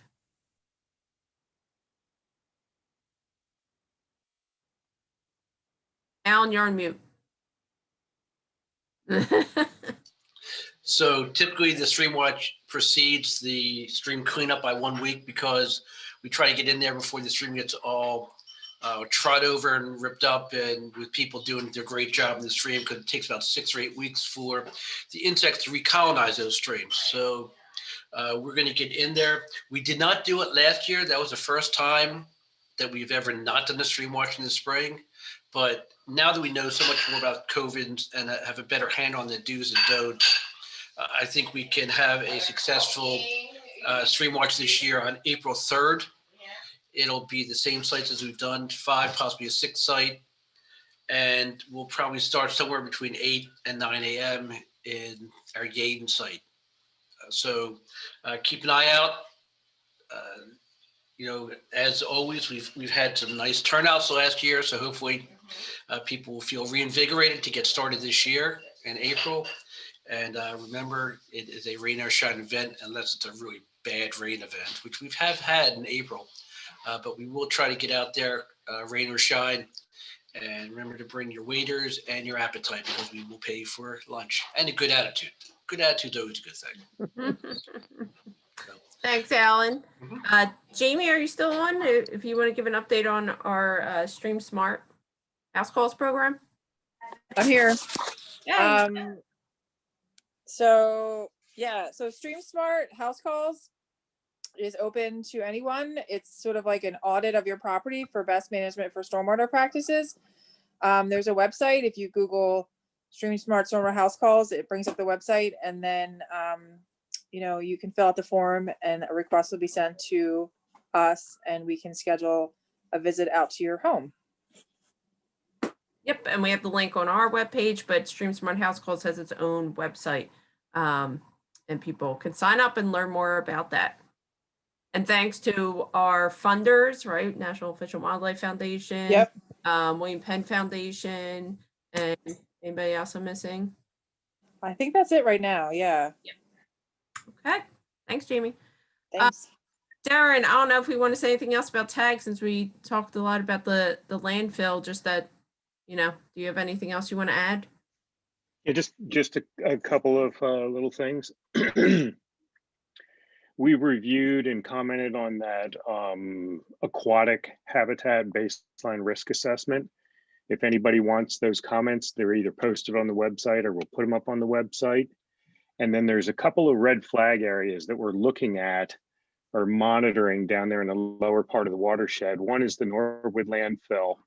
And if anybody was keeping track of the chat, it looks like that will not end up getting added to the lower Darby Creek Superfund site area.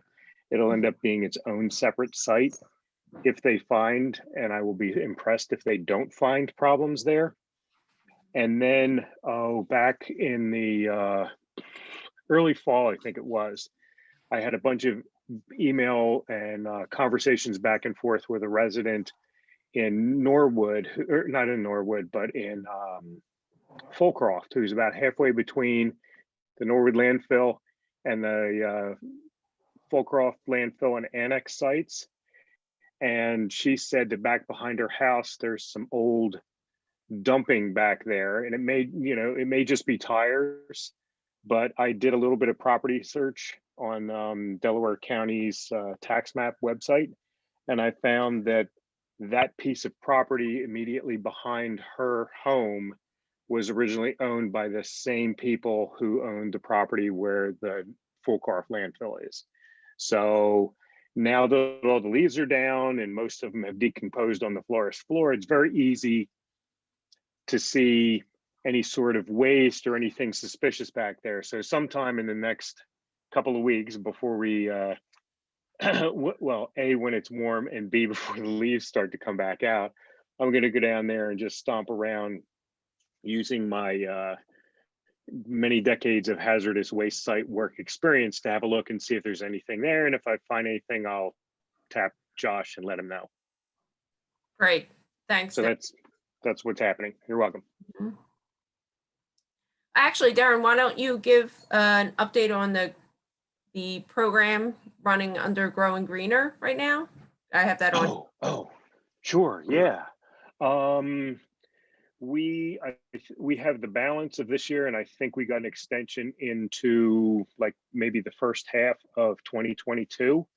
And what our goal is we got a grant from Pennsylvania DEP to cluster 50 rain gardens in a small headwaters neighborhood, and then monitor the reduction in hot water coming off of the roofs and driveways, because we'd be directing that water into rain gardens, and the volume reduction and the timing. So what'll happen is if during a larger storm event, the first part of it will stay in the rain garden. And then when it's way too much water, it'll go in anyway. But we're going to be able to measure the reduction in time between when the raindrops hit the impervious surface and they make it to the pipe, and the volume of water and the temperature of the water. And now that we're coming into the warmer weather, we're going to be working with the township to install some instruments in those pipes, but we've identified 3 specific areas in roughly for geography, the intersection of Mill Road and Earlington. So south of Mill Road, Earlington. So that general area up there, we've identified 3 places. I have to do all 50 of them in one of those places so that I can measure the difference with another one. And then what happens is if we show a positive result, I can take that to other bigger granting organizations, and we can do 100 rain gardens and start to do more and more and more of the watershed. But until I can find 50 people to get free, professionally designed and maintained rain gardens, you know, teaching the homeowners, there is very minimal maintenance on them. We'll be using native plants, so you don't have to fuss about them. You just cut them back if they get too big. And we're looking for people to volunteer to allow us to use a piece of their yard for a beautiful rain garden. So that's what's happening. Spread the word. Spread the word. Karen, where's that again? Mill Road in Arlington? Yes, sort of. If the small watershed that we're looking at, the drainage divide on it is the top of it is Mill Road, and then the west side of it is Darby Road, and the east side of it is Earlington. So we have to go to the very top, and we've identified 3 places up where essentially where Mill and Earlington intersect. So it's a cross intersection. So you'd be looking at the southwestern corner or quadrant of that intersection. So that's the general area. Sue and I both have the addresses of both of the 3 areas. We sent them some outreach brochures back at the very beginning of COVID. So like in April, we got a few responses, but I really feel as though it's a personal conversation. Here's what we want to do. Here's what it'll look like. We're not just going to slap in whatever we think needs to go there. We're going to work with the individual property owner to create what they would like to have out there in terms of the color and the type of vegetation. And then all we need to do is just create a depression to capture the water before it leaves their yard, or some of the water. We're not going to obviously capture all of it. Hi, I'm actually now the Lincoln Highway Council for Philadelphia, which is a national organization of Lincoln Highway Association. I hope to have a big event in Philadelphia and the western suburbs in 2026. You could very well do little stormwater projects along Lancaster Avenue, which from was it O'Rourke Farms to almost to Paoli is the headwater of the whole watershed.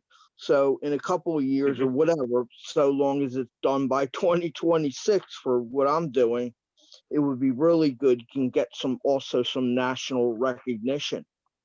We can make sure that we'd have a national convention here, make a big thing about it, but it could help a little bit for the watershed. Thanks for sharing, Scott. All right, the last but not least, Sue, you want to talk about citizen monitoring? Give an update? Slow and steady. We are going to start, we are doing the Salt Watch, which anyone can join. We're doing it through the Isaac Walton League. You can find the link on our website, and that is for anyone can join and do that. Our full scale and our upstream sampling for citizen science is on a temporary slow pace due to COVID and some resource restrictions, but we're still moving ahead. We are going to start sampling up in the Berwyn area, hopefully within the next month or two. Great. Thank you. So that concludes our annual meeting. Thank you, everyone, for joining us. Thank you for sitting here, for a couple hours, listening to updates, all fantastic speakers, great information, many ways to get involved, of help provide support, and also hear about the things that DCVA is following and doing. So I hope to see all of you at the cleanup or other activities that we're going to be having outdoors in the upcoming spring season. I really appreciate all of your support to DCVA. It's just great, especially for these virtual events, to have almost 50 people. I think that's truly a success, especially, like I said, just sitting in front of the screen. And also, we couldn't entice you with like free food.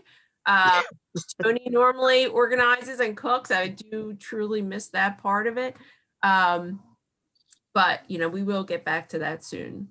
So with that being said, I did post in the chat that we are taking a lunch break. We do have business to take care of, which should only be about a half hour to approve and review and approve our minutes from the last annual meeting, our treasurer's report, as well as voting on board members and giving out our Ribbon of Green award. So if you're able to stick around, jump back on at around 1:30, please feel free to do so. This will be open. Otherwise, enjoy the rest of your weekend and look forward to seeing you again soon. Take care. Bye. We'll see you in a little bit. 1:30. Remember, 1:30. Don't disappear. Hey, Jackie, we're going to stay in this meeting for the 1:30? Yes. Okay, great. Thanks, everybody. Great presentations. Yeah, we get turkey dinner out of this? Yeah. It's called virtual turkey dinner. I'll put up a picture of a turkey. Is that a turkey that just asked that question? Yeah.